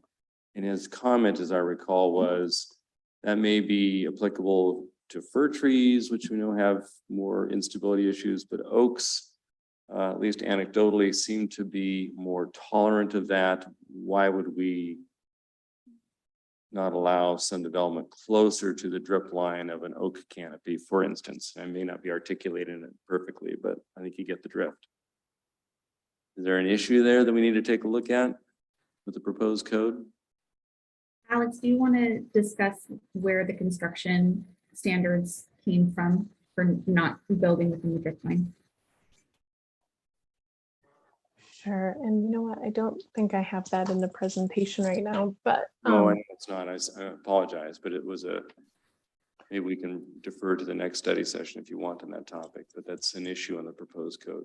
One option that we've seen in other jurisdictions that are looking to preserve specific species, specifically Gary oaks, is that if there is partnership with a certified arborist for the development, then that can encroach on the standard drip line coverage. So I think that for staff's sake in administering the code, we would just want to have the proposal come through a certified arborist to ensure that the tree would be able to survive whatever the construction conditions are. That makes sense. Did you have something, Mr. Buer? Kind of going back to some of your original comments, another study session would be your meeting in September, if that's Yes, when sir. you'd like. That would be September 26th. And so then after that, you could decide where it is the council wants to go. There is a couple of things I would like to bring to your attention. I would like for us to go through and take a look at the woulds and the shoulds and the shalls and the mays, because there's lots and lots of those, and I want to make sure that we've got them in the right order. There's a few processing requirements that are missing in the tables that we want to go back and take a look at. Okay. When you're also getting ready to think you're about ready to adopt this, give us a little bit of time to think about how to do public outreach, because this is going to be an important aspect, and that's something that the commission made a strong recommendation to the city council is make sure that property owners and the like know what this means before we start going out there and doing enforcement, et cetera. It would also be a good idea to have an arborist, certified arborist, ready to go by the time this code's close to adoption. And lastly, the other item we haven't really spoken about is budget and permit fees, and that will come back as a part of your budget process separate from this tree code. So those are kinds of little details that I'd like to bring to your attention. And with that, I think we're done for this evening. So before I go back to your comment, I just want to make sure to thank the panelists tonight and make sure that there weren't any other pieces of information or slides you wanted to relay to us before we conclude for the night. That was all the slides that we had for tonight, unless Courtney, you had anything else?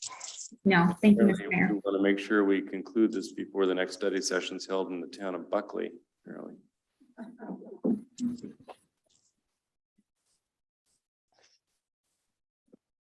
Congratulations. Thank you. Thank you.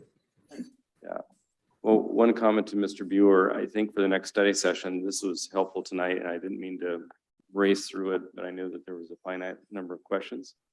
But I think for the study session, this should be first on the study session agenda, so we're fresh. And we spend a lot of time just kind of going through it, because I know we want to be real methodical and get as much concurrence and consensus on each of those action areas that you presented through the course of this process. So we can dig into it, get everyone's questions answered, get consensus, and then move to the next one, to the next one, to the next one, because we got what, 9 or 11? If you need more study sessions, Mr. Mayor and council members, that's fine too. You don't have to just cram it all together because you have other budget items or other topics. No, absolutely. But see if we can make this one first, Mr. Caulfield, on that next study session. Are you guys fine with that? Yeah, I would appreciate that. And then I'll throw out a couple of, I appreciated the pictures without sounding like, hey, he's an elected official. I really like the satellite imagery, and showing us those examples. Mm-hmm. So if it's possible, I'd like to see how the change in, right now we exempt industrial properties. I'd like to see how that change. If you could find an example of that, a recent example, that would be great. So we could see where this is what you would have had to have done. Could you build? Now, I get that they've got more money, so they can, in some cases, just write a check. But if you could give us those examples of how it would change, take something out of Woodbrook, say, here's what they did, here's what they had to do, here's what they would have to do now, kind of thing, would be very helpful to me. Mr. Buer's got a point. Well, we have a very good example, and that would be the Panatone project. $413,000 issue. Yeah, but can we pull that off by the next study session, Courtney? Yes, I modeled a similar scenario in our last study session, so I'll change a couple of the terms, but we certainly can. There was well, Mr. Buer can talk about it, I think, at the study session, but there was a large mitigation fee assessed under the current code. Under the present code, but keep in mind that under the present code, you're taking a look at our zoning, you're looking at critical areas, and you're looking at SEPA. They are all integrated. There's not one separate piece. And in this particular case, it was critical areas because it was a part of a floodplain, Right. and it was subject to SEPA. So that's the two keys that connected the mitigation. It would be nice to be able to answer Mr. Boki's question, how that would change, if at all, under the new proposed code. Well, let us go out, just take a look at Yeah. it. We can do it. Yeah. Absolutely. Did you have some, Ms. Furman? Yeah. I've been thinking a lot about tree canopy, and there was quite a bit of discussion regarding a percentage. And I thought it was very interesting in tonight's presentation to make note that if I hope I have this correct, that 60 centimeter view counts anything 12 to 15 feet in height. And so if we have an aspirational, a lofty goal of going from 26% to 40%, but we have to wait until the tree grows large enough to get over 12 to 15 feet, how attainable is that? And I'm all for having a lofty goal, but it would just be interesting to know about how long it would take the average tree. You know, are we talking Doug firs? Are we talking, I mean, the Gary oak, I understand, grows pretty slow.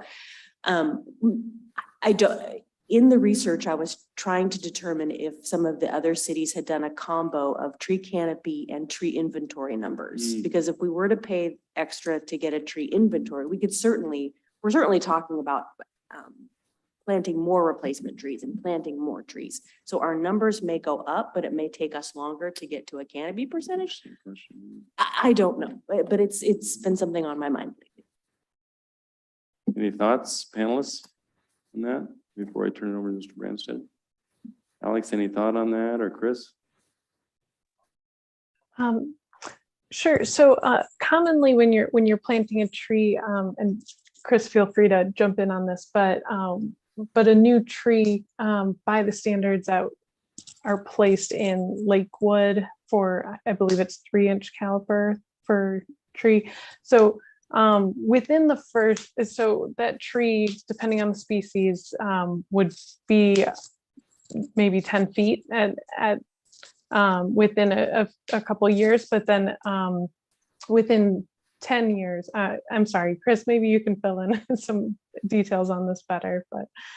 Yeah, so we're looking at how to reassess and re-inventory to measure canopy change rather than doing it through canopy assessments. Is that the general question there? I think more simply, what is the time that it takes most tree species in Washington state to reach 12 to 15 feet to ensure that they're included in the canopy coverage goal? Yep. And we Right. can bring that back before city council at the next study session based off of some of our more popular tree species. Yeah, definitely not meant to be answered tonight. Okay. Yeah, I would just say it varies. So that's something we can put together with our estimates that we utilize for these types of projects. Got it. Yes, sir. Yeah, well, I think that what's the tree canopy goal? It was a theme that we heard both ends of a lot in the public hearing and over the past periods of time, and it was a discussion. And we're talking about a goal 25 years from now. Okay, that's consistent with the kind of goals that we make for housing units and jobs and things when we do sub-area plans and things to do that. So it isn't, we set this goal, but what is it going to be tomorrow if we cut down one tree? The tree canopy is dynamic. Okay, if you cut down trees, they stop contributing to it. Existing trees, depending upon how mature they are, they grow a little or they grow a lot. They'll eventually get there. We are dealing with long-term goals that look challenging in terms of housing and other things. And so I think we should be looking to set a goal that goes on. I will just say that my preferred number is 39%. Okay, and the reason for that has to do with in 25 years, let's increase the tree canopy by 50%. And you can use that in a variety of metrics, including the one of where someone wants to not quite replace things at 2 to 1 because they're planting the type of trees that are going to grow a lot of canopy. But don't say that they're going to just replace the existing canopy. Say that they're going to plant trees that'll grow to have 150% of the current canopy. That means that those trees will meet our goal in 25 years and be where we're going. So I think there's there's a chance of I don't like setting incremental goals, like in 2 years we'll get to this and 3 to get to that, because I don't think it's that linear. But I think that to look at 25 years and say we'd like the tree canopy to grow by 50%, that makes sense to me, and I can envision the then 7 people here struggling to see where we are with their 60 centimeter resolution photograph. Mr. Buer, thank you. This is one thing that's important to talk about. We require a substantial amount of tree planting with existing industrial warehouses where Right. there were no trees whatsoever. And good examples are on 95th and South Tacoma Way, and also on 84th and in some other locations as well. We make a substantial improvement to the tree canopy, whether or not you have to remove trees with industrial development. Got it. Yeah. Okay, you guys are making me think of other questions. So when we require trees, most often the ones we see planted are deciduous. Is there a reason between requiring deciduous versus coniferous for purposes of climate protection and I don't, enhancement? that's one of the things that the new code is supposed to address is the types of trees that are best for carbon sequestration. There's a Right. list in there now, but that needs to be updated. That's an amendment to the code. We give property owners the discretion for certain types of trees that they can plant. And there seems to be a priority or precedence for deciduous because they're easier to take care of than firs. Firs are messy. They drop a lot of stuff. They get very big. And deciduous trees, if you choose the right selection, they end up looking more like lollipop trees, if you will. But that's one thing that we should want to address is the selection of trees, and we are making some suggestions in the code. Okay, one last point, and then I'll turn it over to you. So there was some commentary, which I think is good, about pursuing the Tree City USA designation. Yes. Can someone give us some feedback on what that would There's- look like and There's require? 4 parts to a tree, to that. Basically, you have to pay $2 per capita, so you have to pin out $127,000. However, if you're doing some level of tree preservation, you can take your existing funds and count against that, but you also have to have a tree protection ordinance. It's 24/7, 365. We don't have that.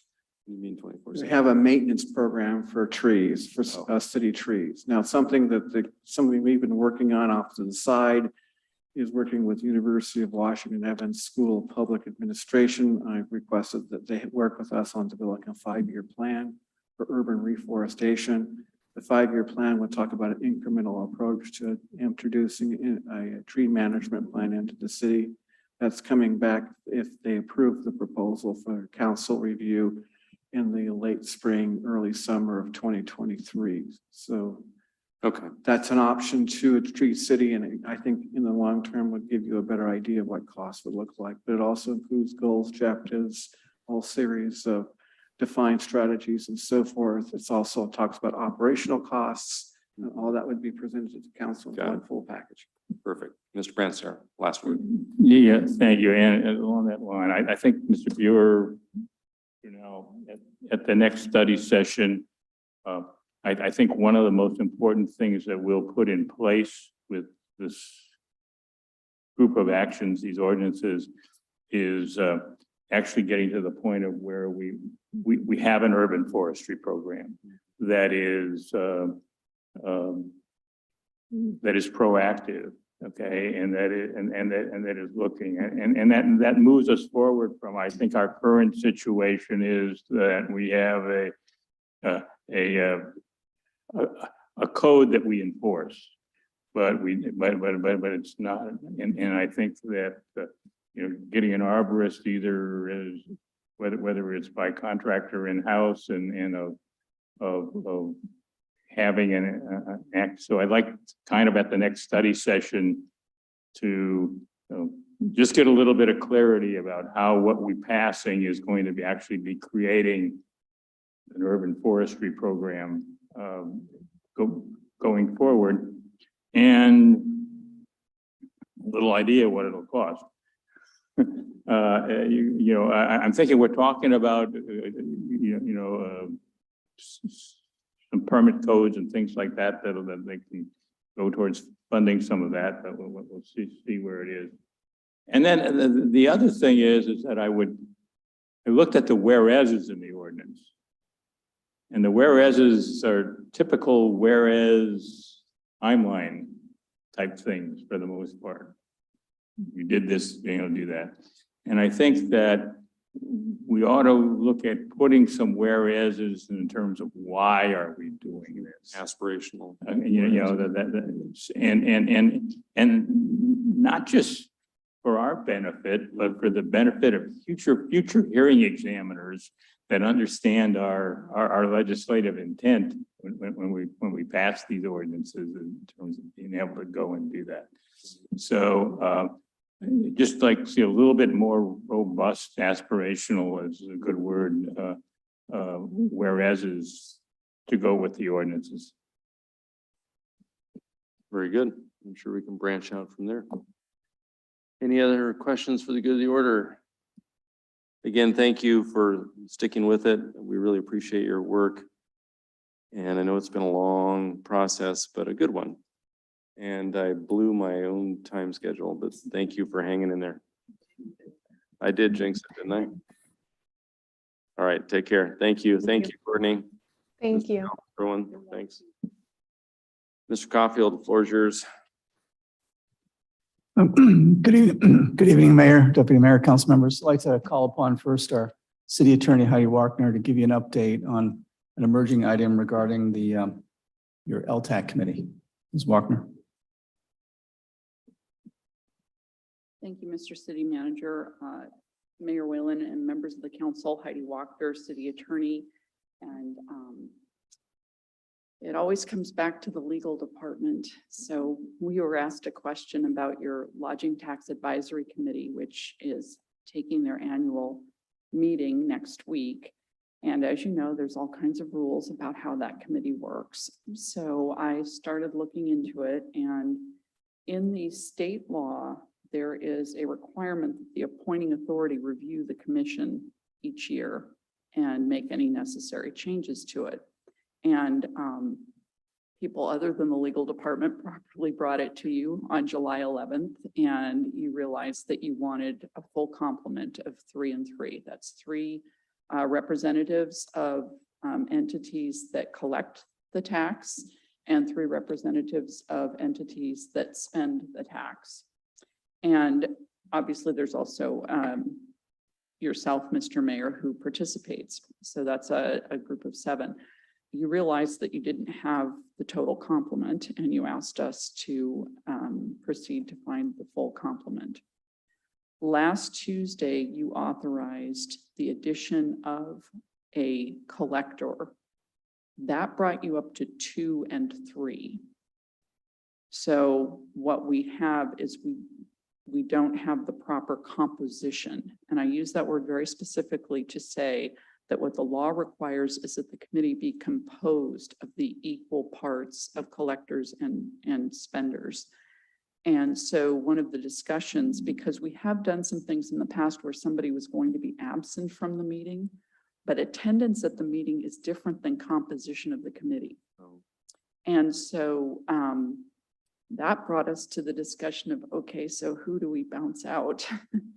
And I was advised that a recommendation would be appropriate. Our first recommendation was Mr. Rashke, because he's close to the end of his term. However, it also came to our attention that one of the other members is not available for the meeting. And so what you could do, the name escapes me. The clerk will find the name for me. But what that would mean is that the other 2 spenders and the 2 collectors, if okayed by the council at the Monday night meeting, you would then have a properly composed LTAC, and it would have received its annual review. Great. And so that is my recommendation. The fact that you would not have this person who's not available to attend the meeting on this go around doesn't mean that they wouldn't be available and eligible for appointment on a future date. So for example, if you found a 3rd collector in the next year for next year's round, you could add this person back in. It's not going to prohibit them from ever participating again, since you have to review it annually. So our code. Your code allows you to do 2. It does not require 3. Well, I get that, but the code provision on appointing and bouncing people from citizen advisory boards, does this come under the bouncing provision of the code? I think this is preempted by the regulation in state law that requires you to annually make sure that you have an appropriately composed So we group. do a point annually, is that right? What it specifically says, this is one of the rarest occasions you're watching a moment in history that I actually have the page in Yeah, front of there me you go. while I'm talking to you. This says, the appointing authority shall review the membership of the advisory committee annually and make changes as appropriate. And that's RCW 67281817. That gives us the authority to do it. Correct. And I would make the record as you do that, in order to meet the required balance and knowing that there's a person who's not available to attend, that is the sole basis for not having them included in this year's commission. And that's the recommendation. So we'll be back Monday and do that. All right. Are there any other questions? I assume that can just be on the consent agenda, right? Oh, yes, it can be on the consent agenda, and I would be required to write the agenda bill on there, so it can make part of your record. Yeah, I assume you're gonna contact the person, and say. No Oh, slight yes, intended. I will be happy to. Perfect.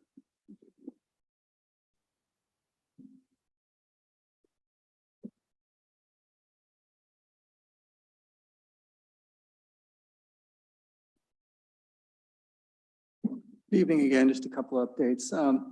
The first is we're going to be undertaking some additional pavement patching over the next, probably it's going to take us a couple of weeks to get a contract and a bid in place along 112 between Butte and Holden.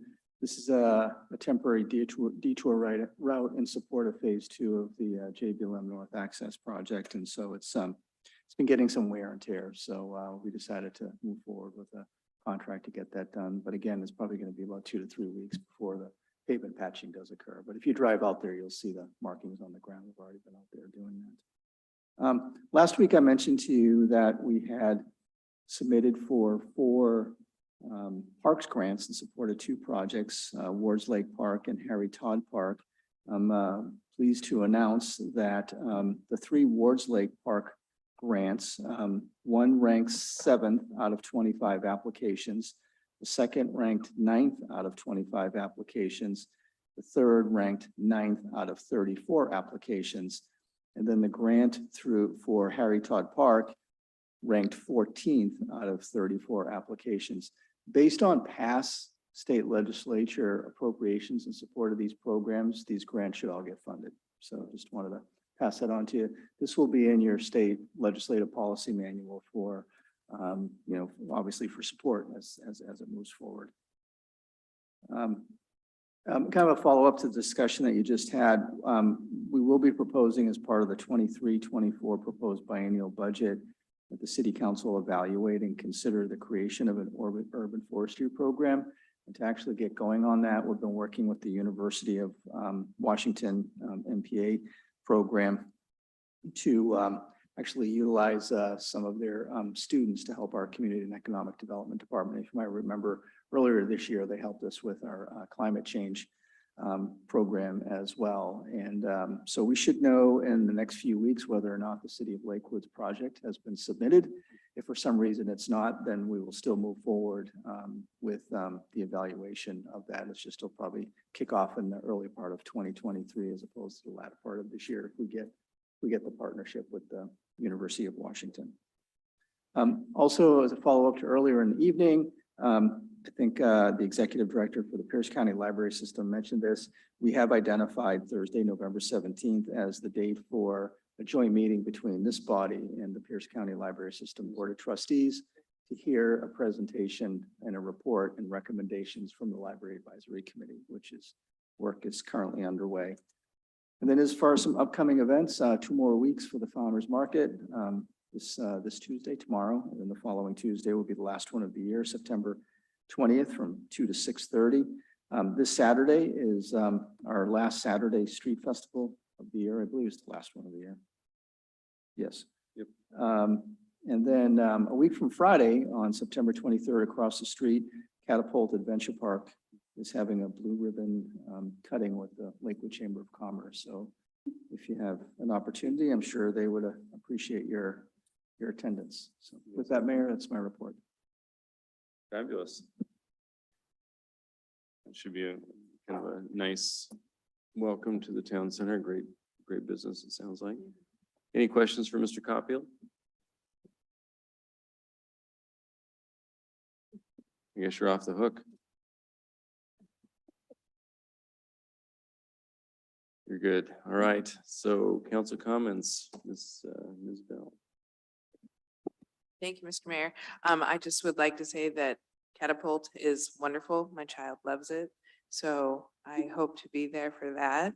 And I am looking forward to the Fiesta de la Familia this weekend. So we'll see how that goes. I'm very excited for that too. Great. And I want to thank everybody for their great presentations tonight. I know it was a long night, but it was very informative and answered a lot of questions. So I want to thank everybody for their presentations. Thank you, Councilmember Farmer. I think Councilmember Brandstetter. Wow, Councilmember Boki. Not so lucky. Oh, well. September 15th, this Thursday, I guess, Mayor Whalen, we have a PCRC meeting. Another robust agenda with presentations, but the one I wanted to talk about was, and maybe the city manager or somebody knows a little bit about this, the item 8. TCC coordination, discuss TCC questions and solicit working group to make recommendations about future processes. I'm looking at you and I'm looking at the mayor. Is this something that I should volunteer for? I'll start with the latter part, Councilmember Boki. Yes, you should. And secondly, this is a follow-up from PCRC meeting earlier this year where the elected body directed staff to evaluate the selection criteria for transportation projects and to report back no later than, I believe it's June of 2023, with a recommendation on any changes in criteria that would go into effect for the next round of federal transportation funding, which would be in 2024. So my recommendation would be you should volunteer for that. Okay, so I will let them know either at the meeting or hopefully prior if I can get a hold of the chair's email and let him know that I'm interested in being on that committee, and that way you don't have to do it. Perfect. Right? Okay, does that sound good? Sounds dandy. And then I'll chat with you about and your folks on Friday about, okay, great. That's all I got. Thank you, Deputy Mayor Moss. Thank you, Mr. Mayor. First of all, I would just say that I enjoyed the celebration, the 911 celebration on Friday. Mayor Whalen and the other guests did a great job of remembrance. It was very nice. Let's see, the Air Force Ball, I did attend the Saturday night. It was a sellout with a waiting list, so they did really good this time. My speaker was Lieutenant General Leonard Kozinski. When he left here, he was a colonel. And he is now Lieutenant General, and he is at the Pentagon with the logistics staff, joint staff. So he's moving right along. On a side conversation I had with him, he said his family missed the Pacific Northwest, and he looked forward to coming back to visit. So that was good.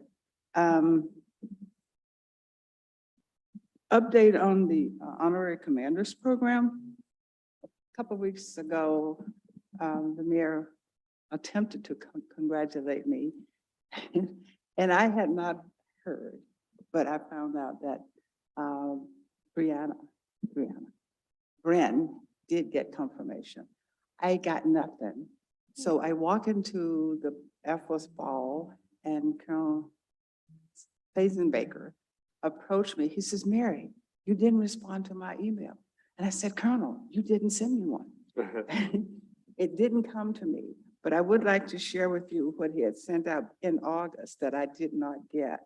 And it's, yeah, he said, I am honored to let you know that you have been selected as the 62nd Airlift Wing Honorary Wing Commander. So I will be over the wing.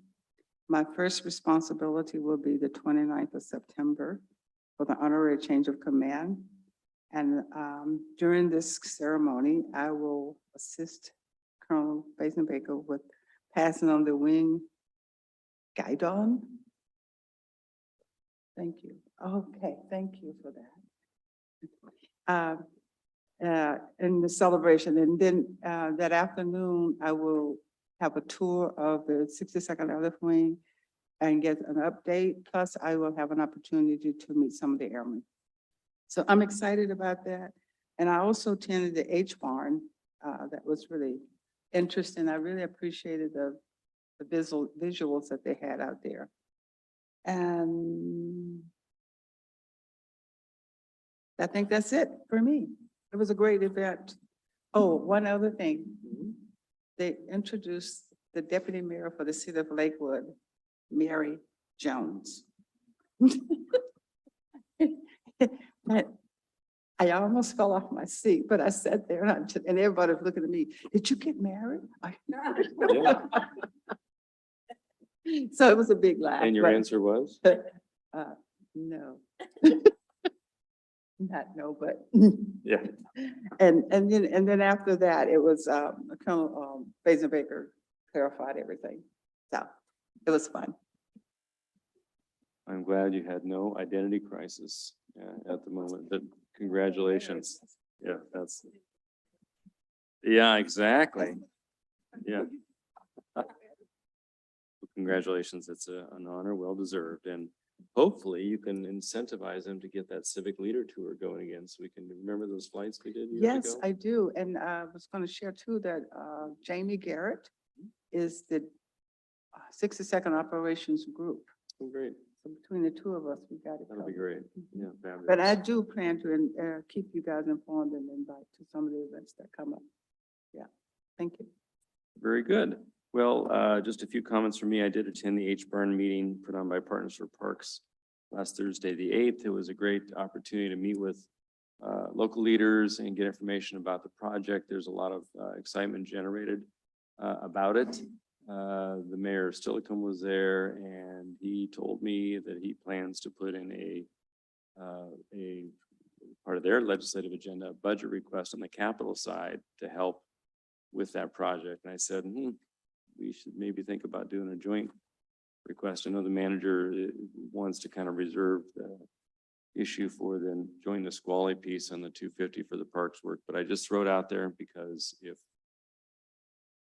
Mayor Murray, who knows the legislative process well, is considering doing it, we might want to think about doing a joint approach of some sort, because he thinks it would be the right timing given the capital budget. Otherwise, it'll be a few years down the road. So I throw that out there because that's going to be on our agenda to consider, our legislative agenda coming up. And this might be something we might want to think about. So on the 9th, I did attend the 9/11 remembrance ceremony. I thought it was nicely done.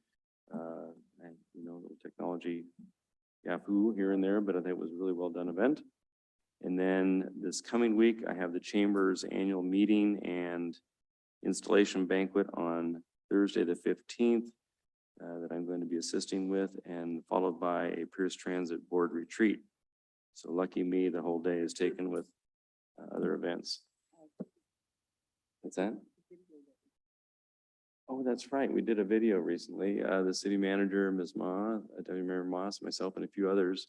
The chamber is celebrating their 50th anniversary, which is pretty amazing because we've been a city for 26 years and they've, you know, outlasted us. And so they will display that video, I believe, at the chamber's annual meeting. So if you'd like to come, it's Thursday. The installation banquet is this Thursday, so you're all welcome as members of the chamber by virtue of your status. So, you know, PCRC is in the evening, so we get a chance to have a whatever you call it, 3 strikes you're out, or 3 meetings in a day, or whatever it is. But it's going to be a long day. So, yeah, lunch. And that's all I have. So unless there's anything else for the good of the order, thank you for putting up with a long evening. But I think it was really, really good information tonight. All good topic areas, and I think we went through them methodically but thoroughly. All right, good night. We're done. We're adjourned.